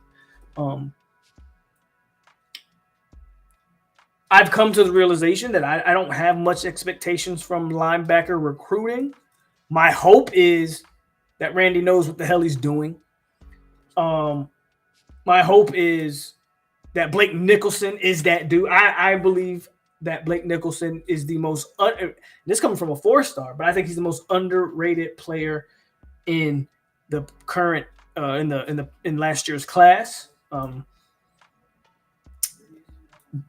Just he's a lot more athletic than people give him credit for. If you've watched him, offense and defense, and I think Blake can be really good and can be great. Outside of that, man, I don't know what DeMarco Ward is, but we're gonna find out. I don't know what Brown was it Brown Turner, the other linebacker, but we're gonna find out. And I'm convinced we're just not gonna sign any top tier backers, and we're just gonna have to develop them. We're just gonna have to develop them, and we'll see what happens there. But I can live with the backer recruiting if everything else is being recruited well. In a lot of ways, man, your backer, if your D-line is dominant, your backers are free to just do. The problem becomes, we talked about it earlier, man, I'm not sold on the D-line recruiting right now either. So you're not recruiting D-line at a top-tier level. You're not recruiting linebackers at a top-tier level. Well, damn. So the front seven of your defense could be looking iffy. Could be. That's kind of where we sit right now. It's June, so I don't like to jump the gun in June about recruiting. We could flip some guy. Who knows what they're working on? So I don't like to jump the gun, but as it stands right now, not thrilled with the front seven recruiting. And Jakeem says, but will they excel? I think he's talking about some of those linebackers I mentioned. And I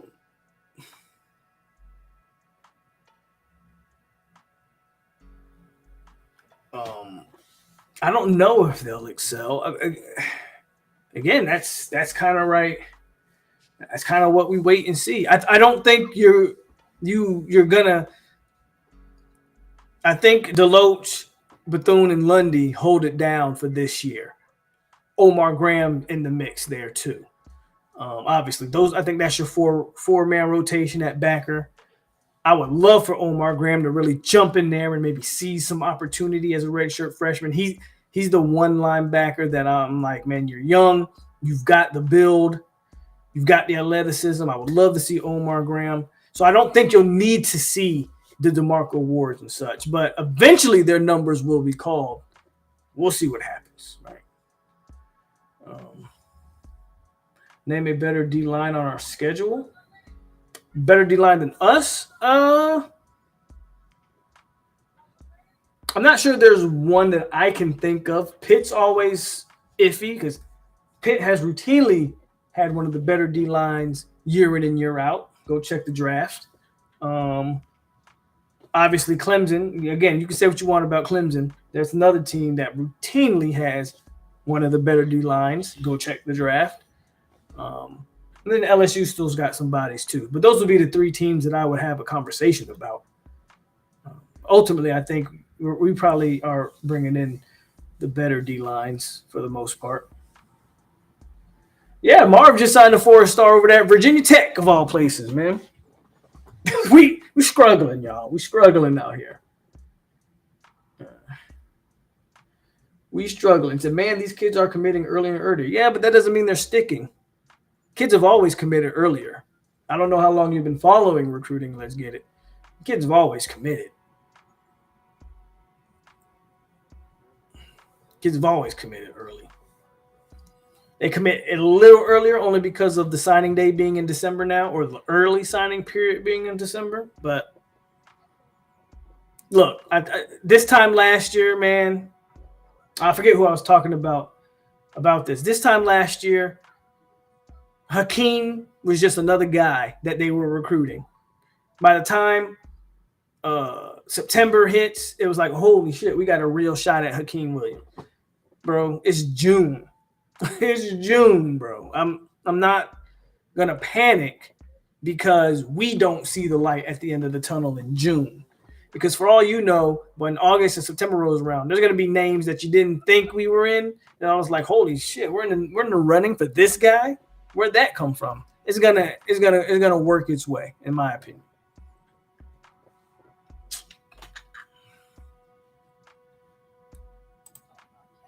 And if it doesn't, then yeah, there's going to be some major conversations had, regardless of how they perform on the field. As a matter of fact, I think it's even more damning if this team does what we think they can do on the field. You know, if they're a 10, 11, 12 win team or whatever in the regular season, and the recruiting doesn't take that step, that notch, then absolutely, it's time to hold people's feet to the fire. And it's time to get guys up out of here and better recruiters up in. But it's a process, and it's not going to happen right now in June. Is kind of my point. I'm not pleased at some of the boards, but overall, I think this was going to be a very good class.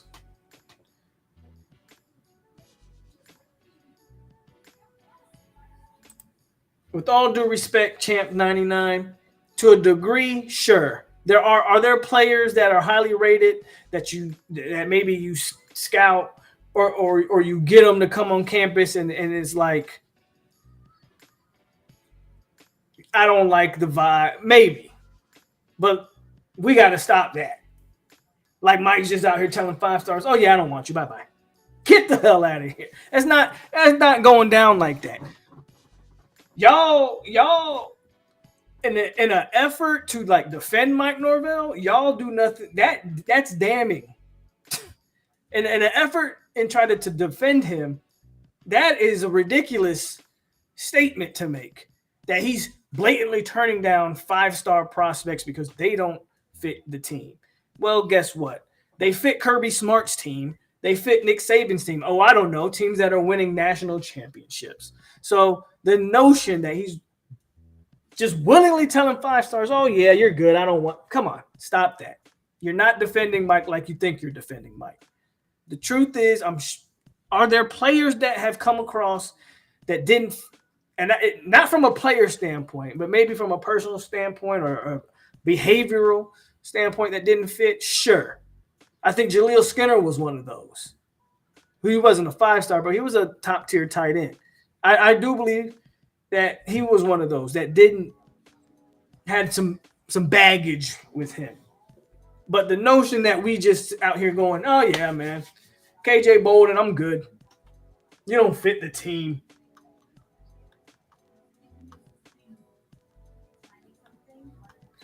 I don't believe that at all.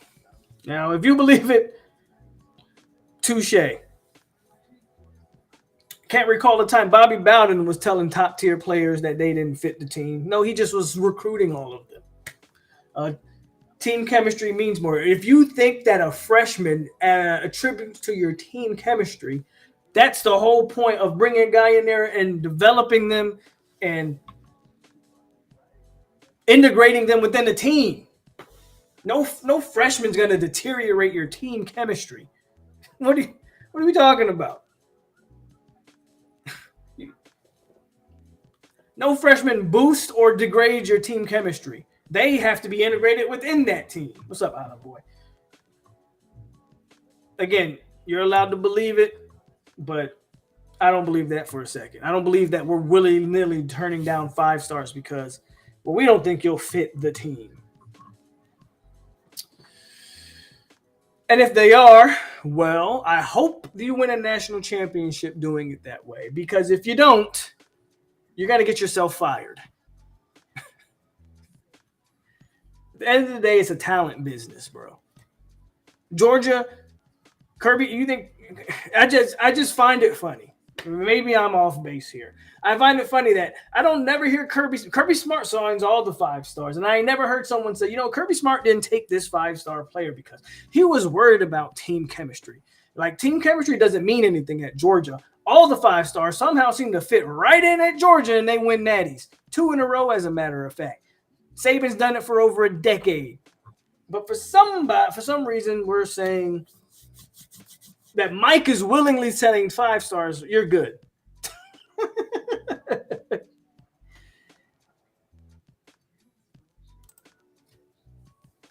What do you think the season records will be of our rivals? I don't see Florida winning over 5 games. Miami should win 7 to 8. Their schedule is easy, so I'm gonna say Miami goes 8-4, because I don't think they have a hard schedule. And Clemson is Clemson. They should be in the 10-win range, because there's no team. Who's their? I don't know who Clemson play. Who does Clemson play? What's their out of conference schedule looking like with Clemson? Who's their big out of conference game? That I don't know Clemson out of conference schedule, but Clemson should be in the 10-win range. There's no one in the ACC other than Florida State that wields the same level of talent. So Clemson's not really going to lose to anybody, right? Again, nobody but us.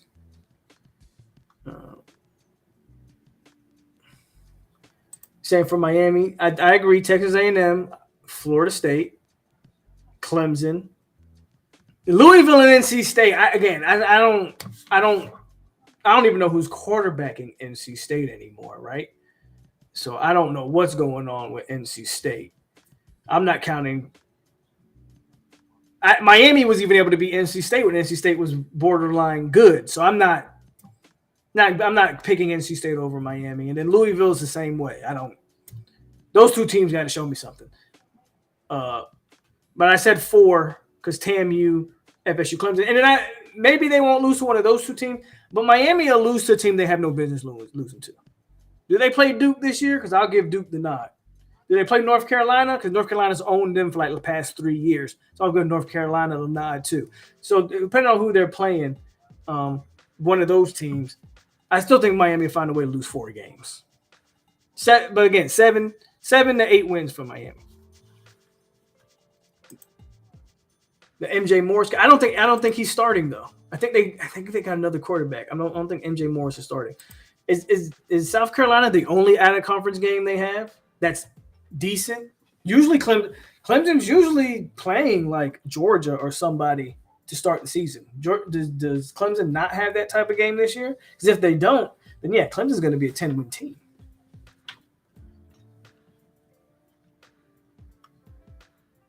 Oh, Notre Dame. They play Notre Dame again this year?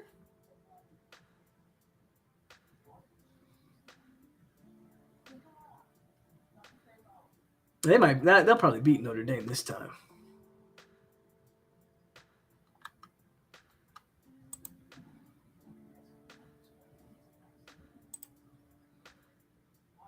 Who are your top 3 coaches on Mike's staff? Already number 1. So,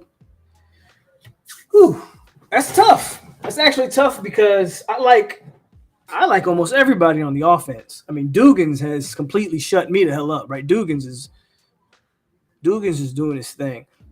I love Atkins. I love Tony Tokars. The weak link there is probably Coach Yak. And Yak, you can't really be mad at Coach Yak. I mean, he got Dustin Hill here. And in his running back rooms, he's recruiting 4 stars at the running back position. And it's producing. So all of them are going to come from the offensive side of the ball. It'd be Atkins. And then Coach Thompson, I forget about him. He was a guy who I was ready to kick out of here too. All of a sudden, tight end recruiting has shot to the moon. So I'm going to go Atkins, Tony Tokars, and then Dugans. Yeah, that guy. He's going to start for them. Brendan Armstrong. Virginia, yeah, they can. Especially, you saw last year's debacle of a game. You think Luke will start as a true freshman? I don't think he'll start as a true freshman.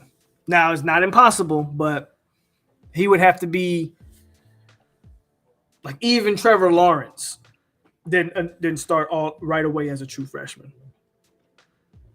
They started in what midway through. They finally made the move like midway through the season. If he's that good, then they're gonna put out a guy who they're more comfortable with initially, and if throughout the season Luke proves to be the guy, maybe they'll make that move. But I'm not so sure about him starting as a true freshman. I don't like to put any quarterback out there as a true freshman.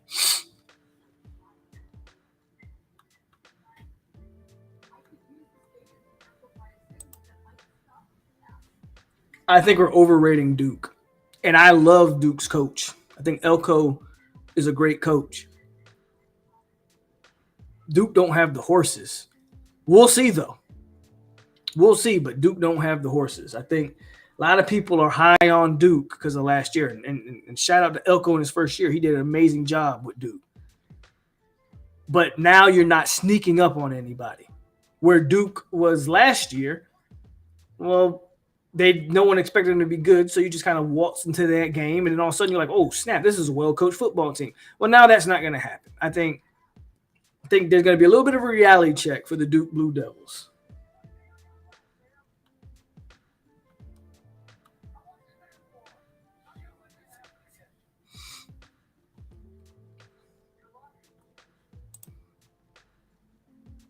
What it do was up. So, yeah, man. Duke don't have the trenches. Yeah, they don't have a lot of things. They don't have a lot of things when you start talking about Clemson. And one thing they don't have is they don't have the surprise factor anymore. Again, Duke's able to sneak up on teams last year that I don't believe they can sneak up on teams this year. Right? So I'm with you.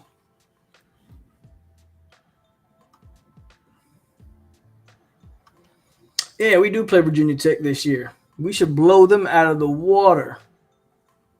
Then again, the last time we played Virginia Tech, we swag surfed all the way to an embarrassing loss. So let's hope we don't do that this year. But no, I fully expect us to handle Virginia Tech relatively easily. Our schedule is not hard. We got LSU, we got Clemson, and then we got the rivals. Outside of that,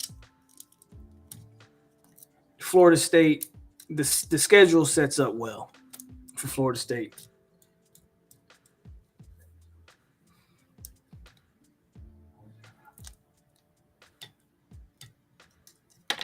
I mean, bro, you're gonna have to ask somebody that covers recruiting. I was told the month of July is the month that we should expect a lot of commitment. So if that's the case, if the month of July is the month that we all are going to be excited for, then maybe none in June. I don't know. I no longer try to predict these young men's recruiting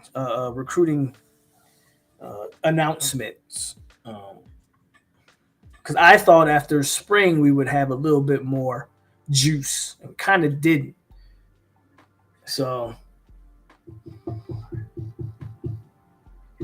for whatever reason, these kids like to be in a wait and see mode for Florida State. They like to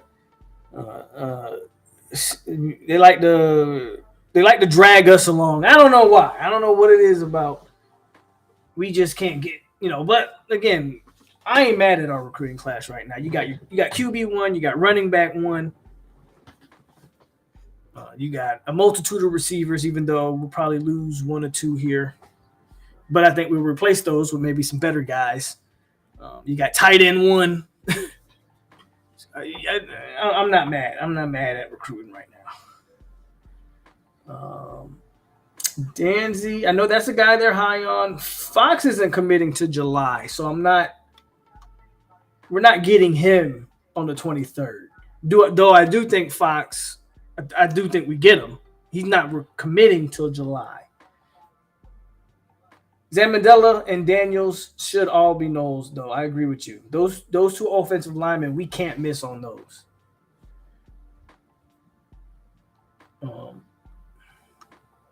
Notice, though, everybody's on the offense. Nobody on the defense. That's going to be a work in progress.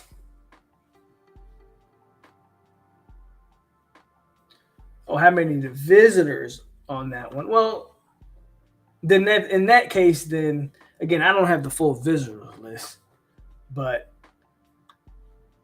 those names, I like all of those names you just mentioned.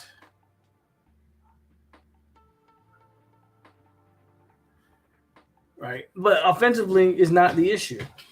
Fox and Madison both commit in July. Okay, so Madison's another guy. He's a wide receiver, right? So you could lose Abrams to UF and just gain Madison. And I think Madison's ranked higher. Let me check that one.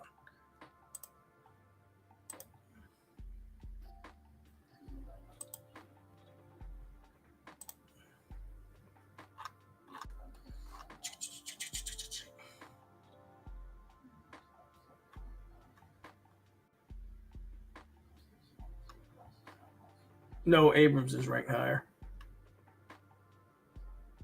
But Madison is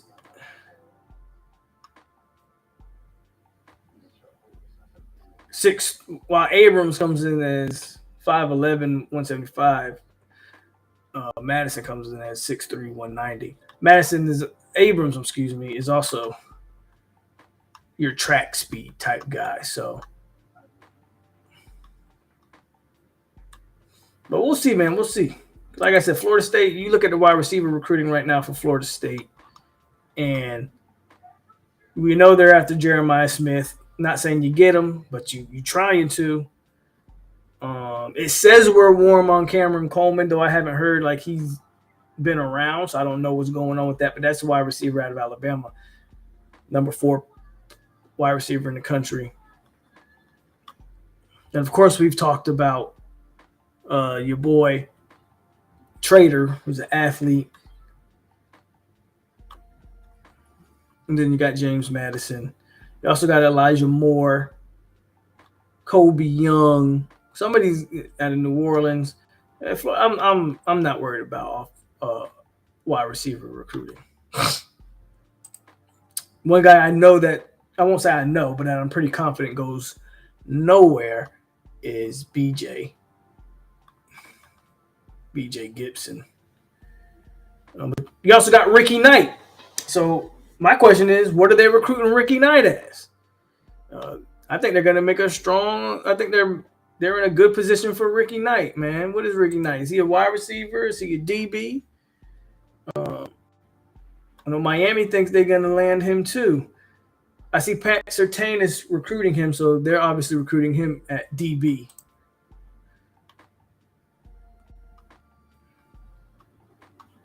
Got Makai Denzi, again, running back. He's listed as an athlete. He's actually listed as a safety. But he's an athlete. I think they want him at running back. Kylan Fox, of course, we know. Jalewis Solomon. Let me click on him. Adam Fuller's recruiting him. That could be a safety for you. If Adam Fuller's recruiting him, definitely safety. So, man, Florida State's in the running, guys. They're in the running.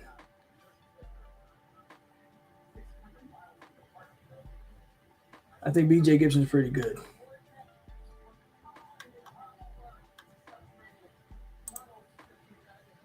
I hope not. I mean, I know y'all don't have to listen to me, but I mean, we put it out there before it became,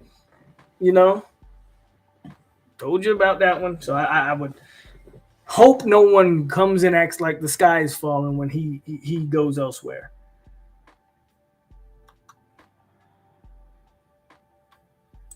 And I think that's fair. I think that's fair. I like Gibson a lot. And the more I watch Gibson, the more I like him for sure.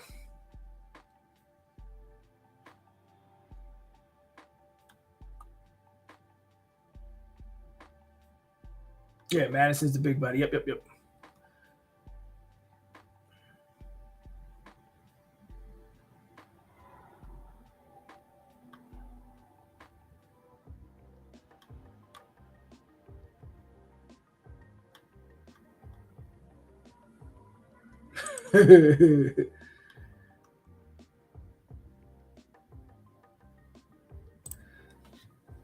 I think they should take him. For one, he's an athlete. For two, again, I'm pleased with the DB board as well, which I've tried to explain. But you can't have enough of them, especially when right now you're recruiting. I think they're strictly recruiting DBs. Like I don't really think they're prioritizing safeties or true corners. Just get if Ricky Knight wants to commit, in my opinion, I would take him. That's just me though.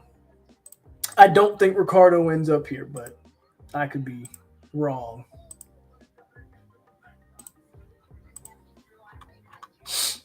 Could be wrong, but I don't think Ricardo ends up here.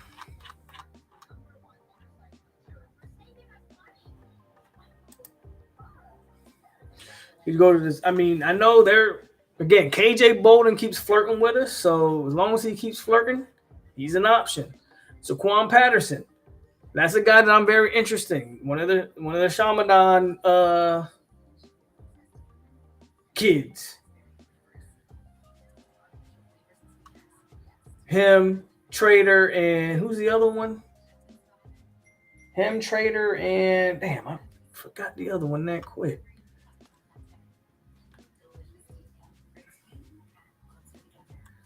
I don't remember the other one now off the top of my head. But look at some safeties. You got Xavier Mincy. You got Ricardo Jones. And then you got some lower ranked guys. So there's that. Is it Smith? Yeah, who's the big? Yeah, Jeremiah Smith. Damn. Duh. Those are the three. That's the big three out of that school. Um, I guess the big. Here's a question. Out of those three, Florida State lands how many?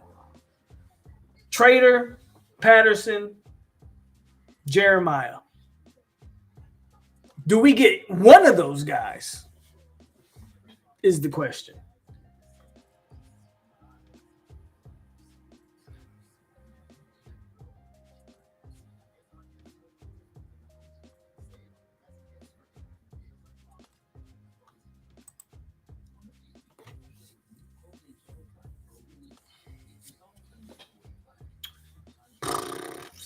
We got to win. We got to win. I mean, 90s and early 2000s, that's, the brand, that's at its highest. And then, of course, mid 2000s when you talk about 13 and all that. But the only way to do that is to win. And win, again, last year was great. 9-3. I called it. But the Cheez It Bowl against the 6-6 Oklahoma team, we need bigger wins than that, right? So that's the only way that you get the brand back to what it once was. So you think you're pretty confident that we get Trader, and you think we miss out on the other two? Okay. So a lot of you guys think we'll get one out of the three, and that kind of makes sense. Like one of those three makes sense. I don't disagree with y'all. Is Trader the priority? So out of those three, and this is a great question from M. Roar, because you're so down on defense. Is Trader the priority, or would you take Patterson over Trader? If I told you could only have one of the three Shamadan kids, is it Patterson or Trader or Smith?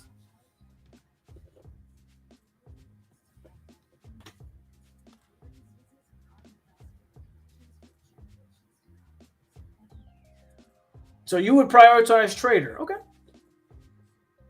But I thought you didn't like our safety board. Patterson is like the fourth best safety in the country.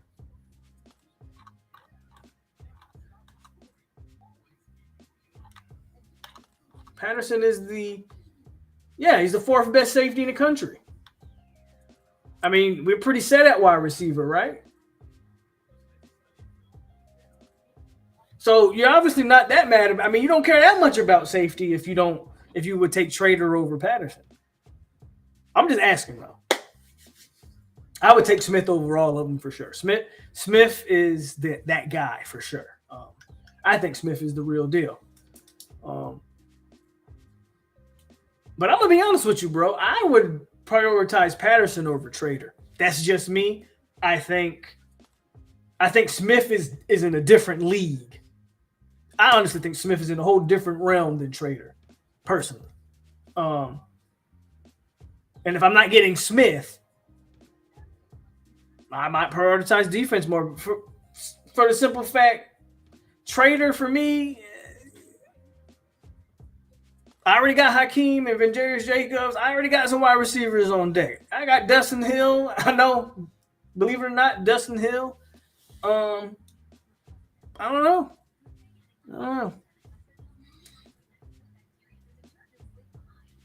Now, if you're telling me Trader's gonna play corner, then we can have a different conversation because I know he's listed as an athlete. But my assumption is we're talking about him as a receiver. I just think it's a legit question, you know. I think Smith is the number one guy there. But then I look at my team needs, I guess is what I'm saying. I'm looking at the team needs and I'm going, I have receivers. We can all agree that at safety, right? Just make that face like, oh. So maybe I prioritize Patterson over the other ones, but who knows?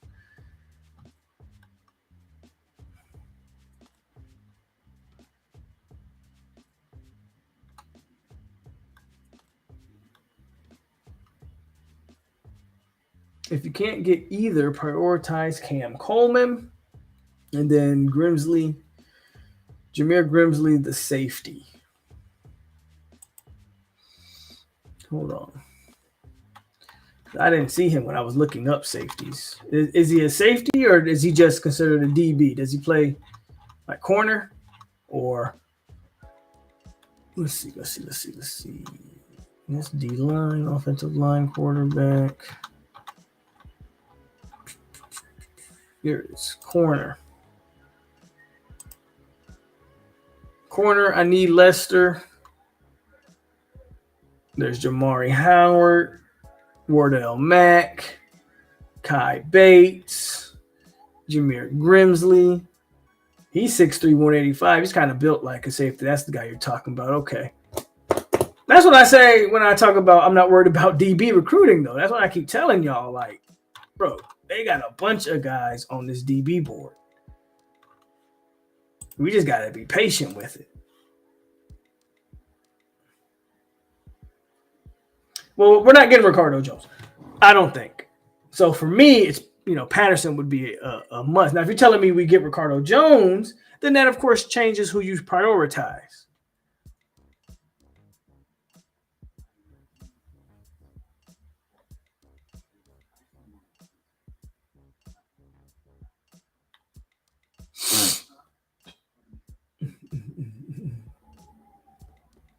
Give me Lester, Howard, and Solomon. I ain't gonna lie. Bullet be a huge pickup as well. Davion Goss, he the sneaky pickup. Grimsley is strictly a corner. You think so? At 6'3", 185, which tells me he's probably framey, which means he's already 185 at 6'3". You could probably get him up over 200 if you think Grimsley is strictly a corner. I mean, fair enough. I don't think anybody in high school is strictly anything. You can develop and mold these young men into what you need them to be. And when I see 6'3", 185, he probably can play at 6'3", 210 if I need him to and be a safety. So,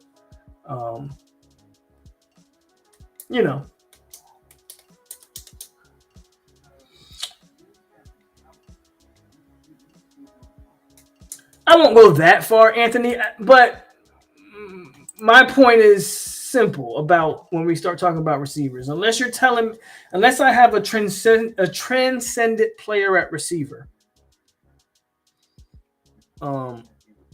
Receivers come a dime a dozen. In today's game, you throw the ball so much. I'm gonna get production out of a receiver room. Now, that as long as you got good quarterback play, I'm gonna get production out of his receiver room. Okay, so I mean, Johnny went from being a nobody to an 800-yard receiver in less than a year. Did he learn some new tricks? Dugan might have showed him a few things, but he just played with a better quarterback, right? You're going to get production at that position. That's kind of the way I look at it. I'm not taking anything away from Trader. I'm just saying, I already got some guys at that receiver position. I'm not losing sleep if I don't land JoJo Trader. When I watch Jeremiah Smith, I go, different. He's different.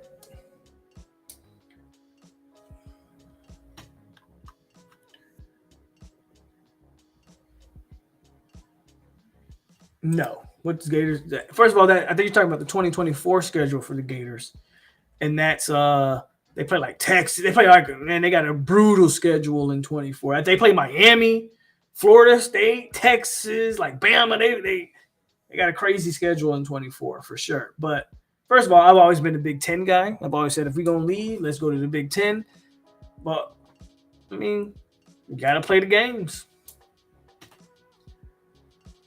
There's talk if he sticks that they will consider pushing him to backer.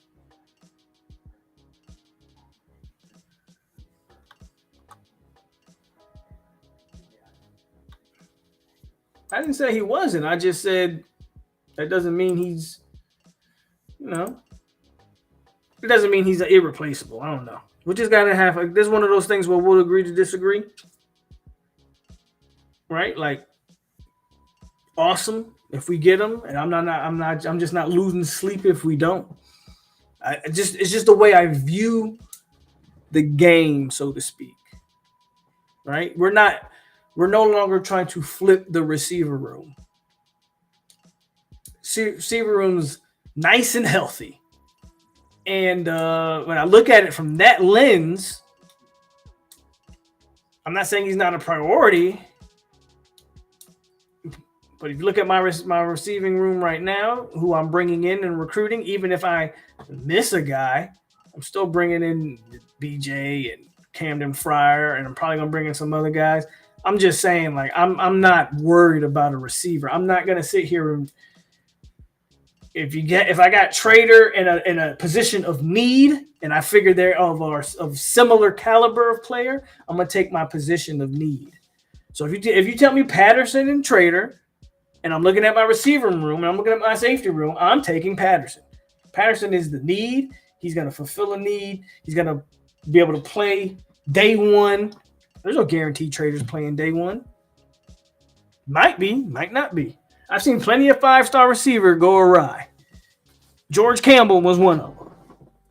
We'll see what Hakeem does. I got a lot of faith in Hakeem, but I've seen plenty of five-star receiver not live up to the billing. For multitudes of reasons.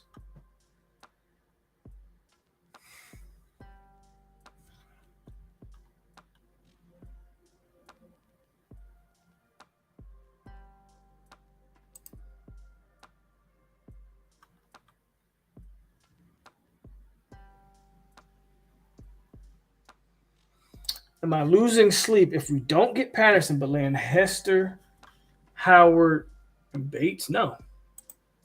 I've explained this to you before when we start talking about DBs. Bro, I can move around. Jalen Ramsey was recruited as a corner, played safety as a freshman, and ended his career as a corner. LaMarcus Joyner almost changed from corner to safety every year he was at Florida State. I can move my DBs around, especially if I got some special guys. I'm not worried. Those guys all play the same position as far as I'm concerned. They play defensive back, and we'll figure out where they fit the most.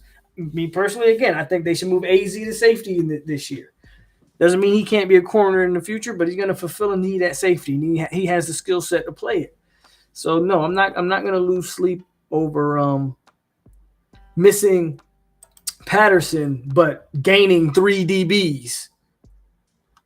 Where I can get one of those 3 DBs to play safety. No, I'm not going to lose sleep over that at all.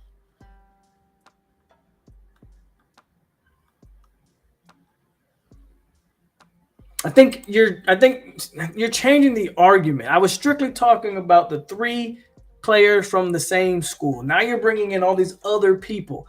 I simply put it down to Trader, Patterson. If I could pick, who would I pick? Who would I prioritize when I'm looking at the roster, when I'm looking at positions of need? Now when you start bringing in all these other situations and these hypotheticals, well, what if you get these guys? Do you still want Patterson? I'm not saying Patterson's a better football player necessarily than Trader or anything like that. I'm saying give me 2 players of the same or similar caliber. One fulfills a position of need. One, in my opinion, is a luxury. I lean towards the position of need. When you start throwing in a million other players in the conversation, you're trying to diminish the need for Patterson to make your argument Trader.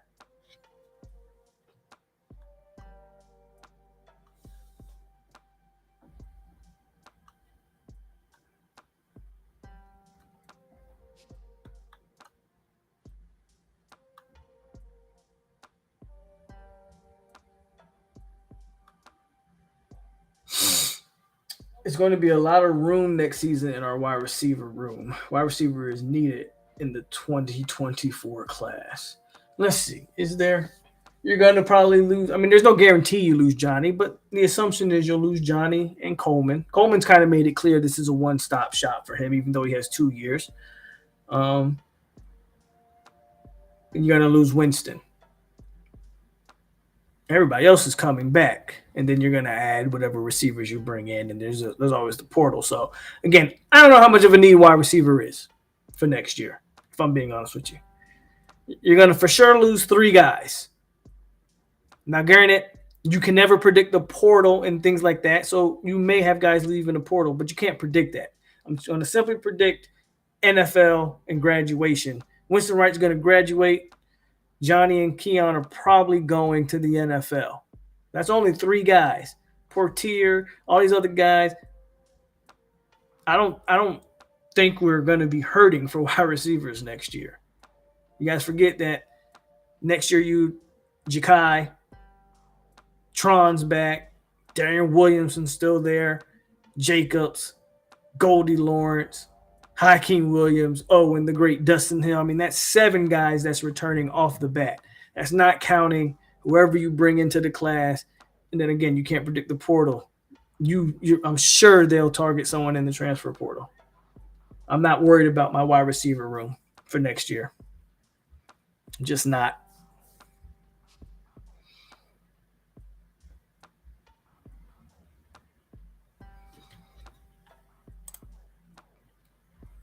Hell, I don't.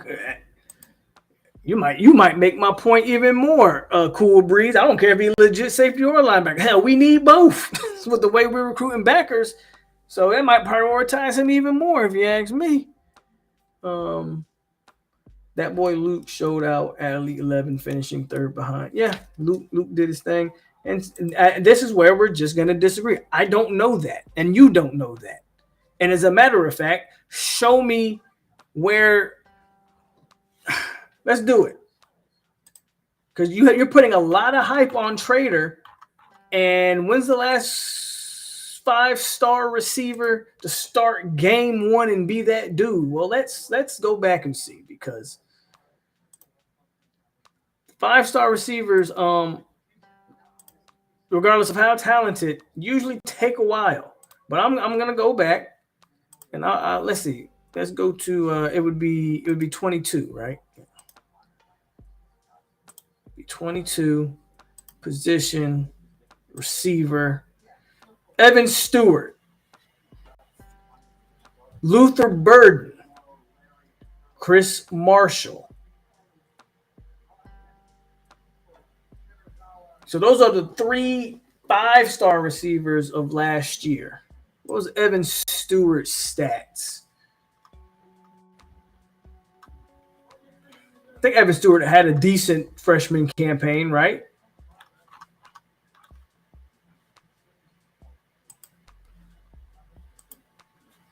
That entire Texas A&M team was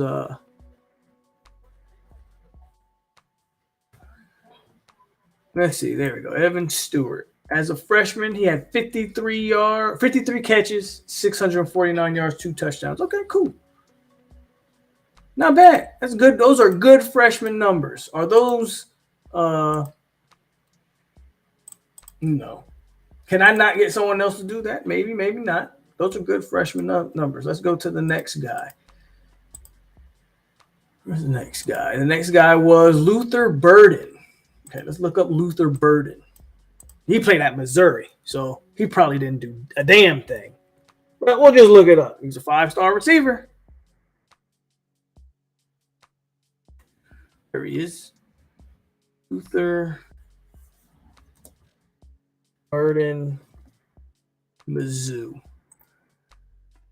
As a freshman, 6 touchdowns, 375 yards, 8 yards a catch. So not great. Not any type of production I couldn't have got from someone else. And then the next guy was Chris Marshall, another Texas A&M guy. What happened with him? The point is, man, I can probably go down class after class of the top receivers that come out of high school. They don't start year one like that.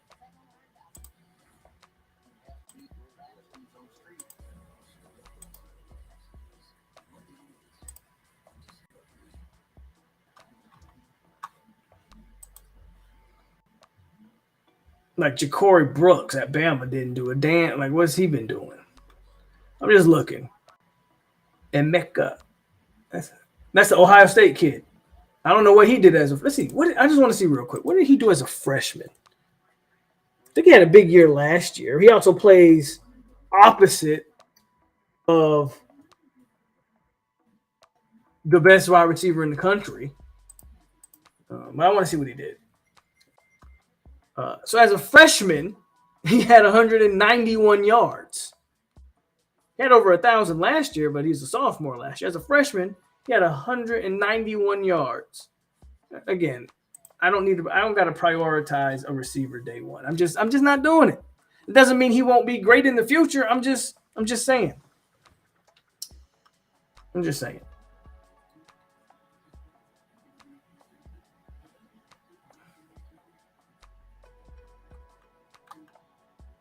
Yeah, but you've been selling receiver the entire time. Now it's he also plays DB.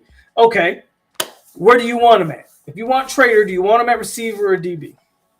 Because every place I've heard is he was a receiver. I haven't heard one person say they've considered playing JoJo at DB. So my assumption is he's going to be a receiver. You said he would be starting at receiver day one. So is he starting at receiver or DB? And then we'll just end that debate because I just want to know which one is it. Percy? Yeah, I'm pretty sure Percy was a 5-star. But Percy wasn't a conventional receiver though. To be fair to Percy Harvin, they used him in so many different ways. And I don't know what did Percy Harvin. That was so long ago. I probably can't even find Percy Harvin's like freshman stats. So, well, Percy lined up at running back and did some other things. The portal's something serious nowadays. That's hurting teams who's not giving out huge NILs. So development will be very important in college football more than ever. I think some of those top kids. It's not even hurting people that's not. I mean, you don't think Georgia's giving out huge NILs, but they just lost Barry Alexander to USC after 1 year in the portal because I think Georgia prioritizes what they got. Could Georgia have matched any offer for Bear? They probably could have, but they said We recruit defensive linemen like they fall off a tree. So why am I going to pay you X amount of money? Go to USC, go to West Coast. I got 4 or 5 stars coming in next year. I'm good on the defensive line. I think some schools that can't do the NIL thing definitely get hurt, but I also think some kids just there's other opportunities out there, right? Especially when we're talking about USC and Georgia can definitely have a huge NIL deal, but they also prioritize the fact that they get constant influx of players. I like him at wide receiver, FSU. LaJuan McCoy may be better at corner and wide receiver. Just get him on camera. I don't think he sticks. Unfortunately. And then, do you want Patterson at safety or back, or it's the same question? The real question is, who's the better football player? It's not really the same question because safety or backer is, I won't say they're definitely not the same, but it's an easier transition, right? Do I want a wide receiver to play corner or a corner to play wide receiver is a whole different conversation we're having between Trader and Patterson. Again, I think Trader's the probably better football player. I've never not said that. I just said, who am I prioritizing? Am I prioritizing a wide receiver in a position that's deep? Or am I prioritizing a safety or a linebacker? I don't care which one you say he is, at 2 positions that are not as deep. You want to talk about losing players? Next year, there is no Kalen DeLoach. There is no Tatum Bethune. Maybe there's DJ Lundy. And everything out behind DJ Lundy is redshirt freshman or Omar Graham. So, and then don't even get me started on safety when there's no more Akeem Dent and you have no idea who's playing next to Shaheem Brown at safety. So safety and linebacker are not even comparable to my wide receiver position. That's why, to me, Trader isn't – I'm not saying he's not a good football player. I'm not saying he's not better than Patterson. I'm saying he's a luxury because I got plenty of bodies at receiver that I don't have at – I don't care. Call him a safety, call him a backer. You tell me which position would benefit from not having Patterson. You tell me.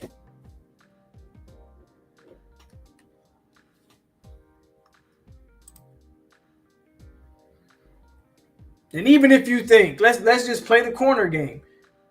Okay, Trader's a corner. Is he a day 1 corner too? Or is he a day 1 receiver? I think Hussey and Kirkland, I don't disagree with you, Antoine.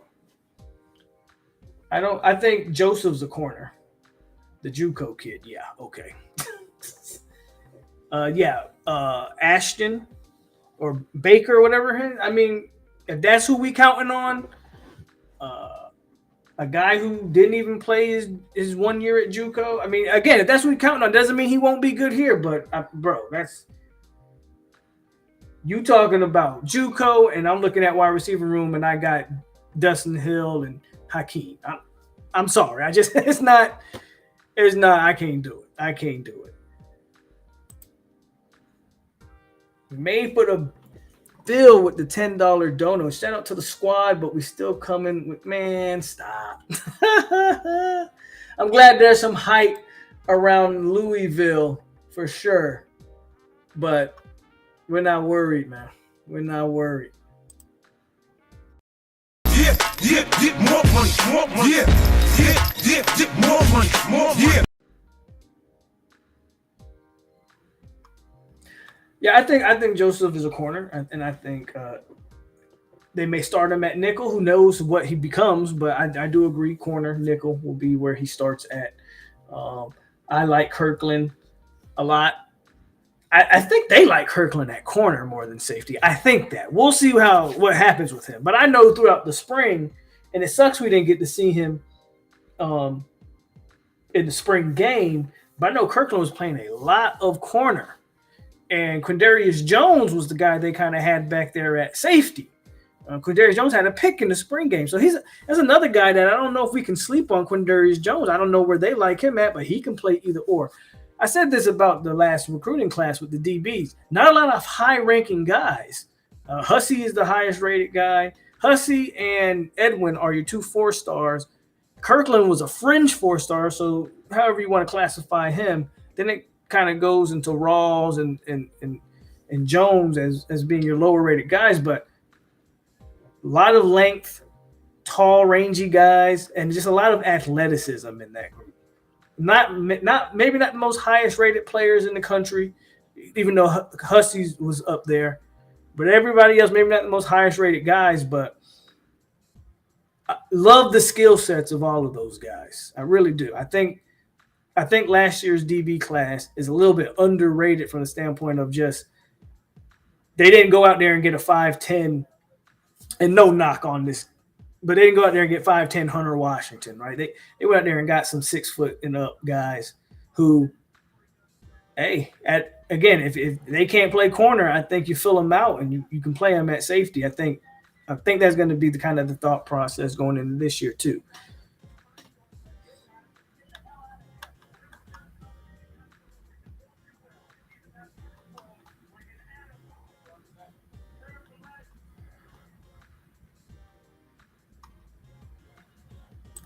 We'll see if he can play. Again, he didn't play redshirted his JUCO and actually got to meet the family of the young man that played in front of him that he redshirted behind, which was interesting. Talked about him. Look, he might have some athletic traits, but we'll see. We'll see. We'll see if he can play. It's hard for you to tell me that a guy can play and he didn't play. And he wasn't recruited highly coming out of high school, which doesn't necessarily mean he can't play or not. But then he goes to JUCO and he redshirt, so he didn't play there. And now we think he's going to come to Florida State and then he's going to play. Okay, maybe. Crazier things have happened, but I'll wait and see.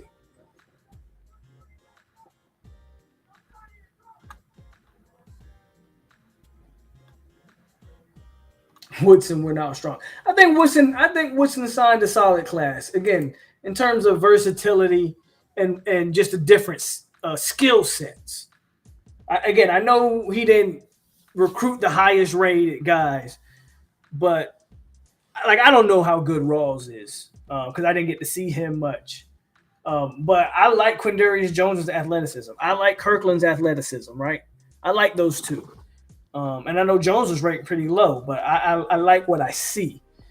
Rawls, he has some decent high school tape, but we'll see. We'll see what they do. I just like the skill sets. We'll see. We'll see what they turn out to be, though, right?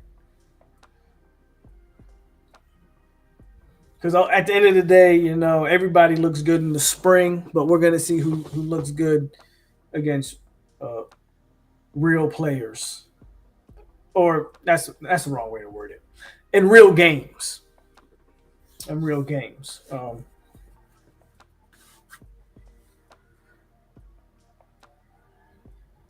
Sounds like Ashton Hampton from Tie Cycle.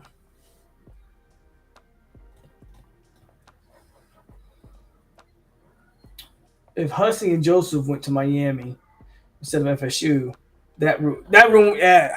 Without the late additions of Hussey and Joseph, you're not wrong there. Then you're like, whoo, that room kind of sucks.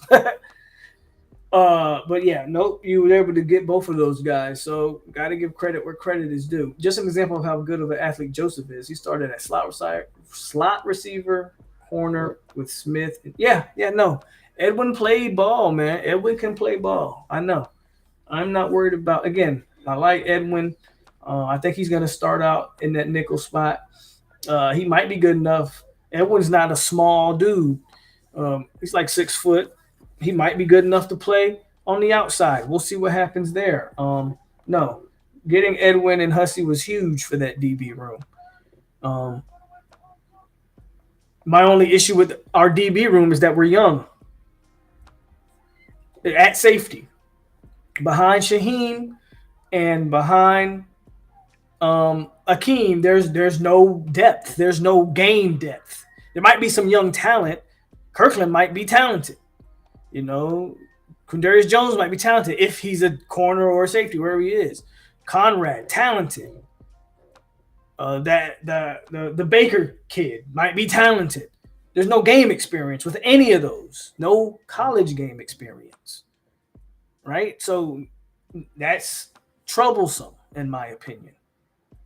That's troublesome. There's no game experience. Regardless of how talented they are, they're going to need 4, 5, 6 games to even adjust to the speed of the college game at the safety spot. Where we're a little bit more deep, we're a little bit deeper on corner that I don't have to rush out Rawls if he's a true corner, or Quindarius Jones if he's like Edwin. I don't have to rush none of those guys out because I got Cypress on one side, I got Greedy Vance at nickel, I got Ronaldo on one side backing them up, I got AZ and Jerry and Jones, Kevin Knowles if he comes back healthy. I'm a little deeper at corner than I am at safety.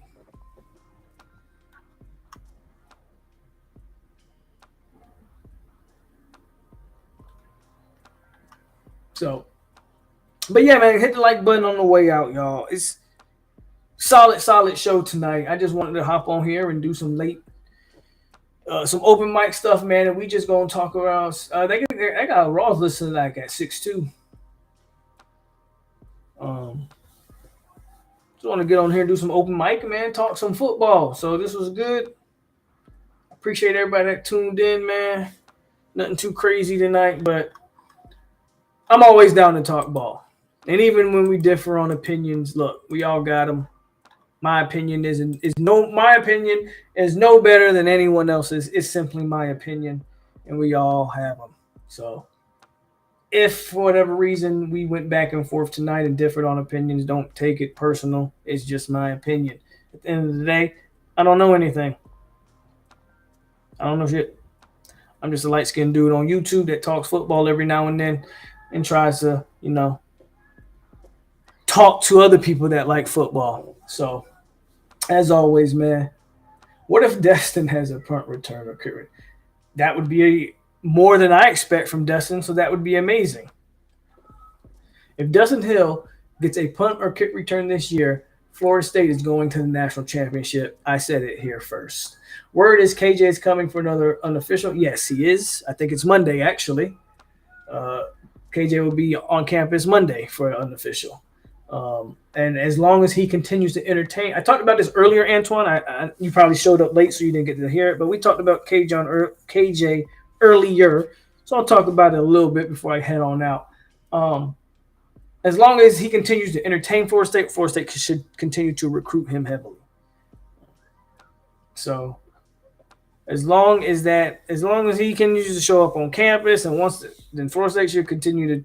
I want to see us get an official visit locked in, but the more he entertains us, the more we should continue to recruit him because that's hey, you get KJ, then I ain't got to worry. Then give me Trader over Patterson if I get KJ. Remember how we were having that conversation. So there's that.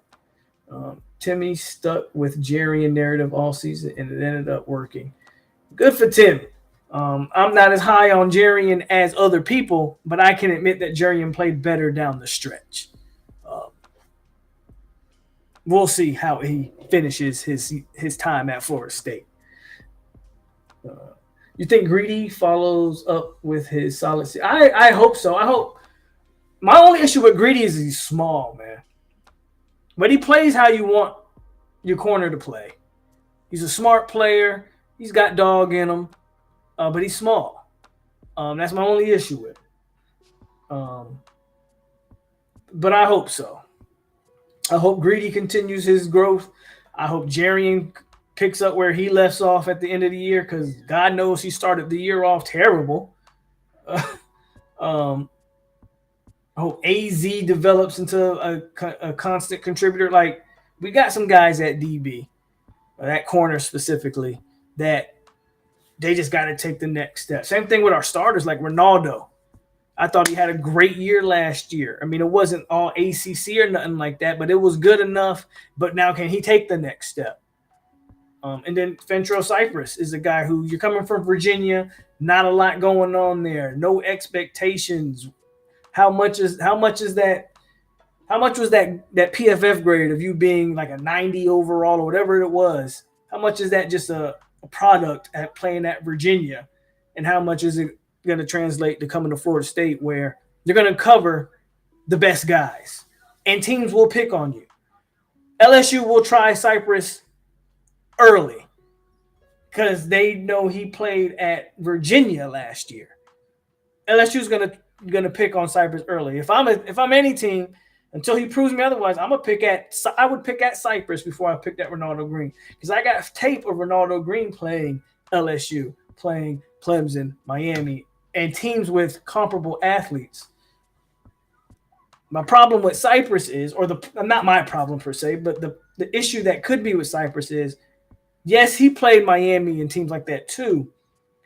But if I'm Miami, if I don't have to throw at Cypress because I got a bum on the other side, then I'm going to throw at the bum. So it makes Cypress look better than maybe he is, because I'm not even going to take a chance. I got a halfway decent corner over here, I'm just going to pick on the bum. So we're going to see. We're going to see how good Cypress is. I think we're going to see how good Cypress is early. And if Mike wins both LSU game and Clemson game this year, which one is the biggest win of his career? Well, probably be Clemson, because he has yet to beat Clemson. He's already beat LSU. So Clemson would be, in my opinion, the answer. Now, to that, but to the opposite point, LSU should probably be a top 17 coming into the season. Technically, Mike's already beaten a top 5 team in North Carolina, so I don't know how much value you put into that. LSU is probably going to be the highest ranked team Mike would have beaten, like legitimately, depending on what you think about COVID year and that number 5 Carolina team. So you can make an argument for either or.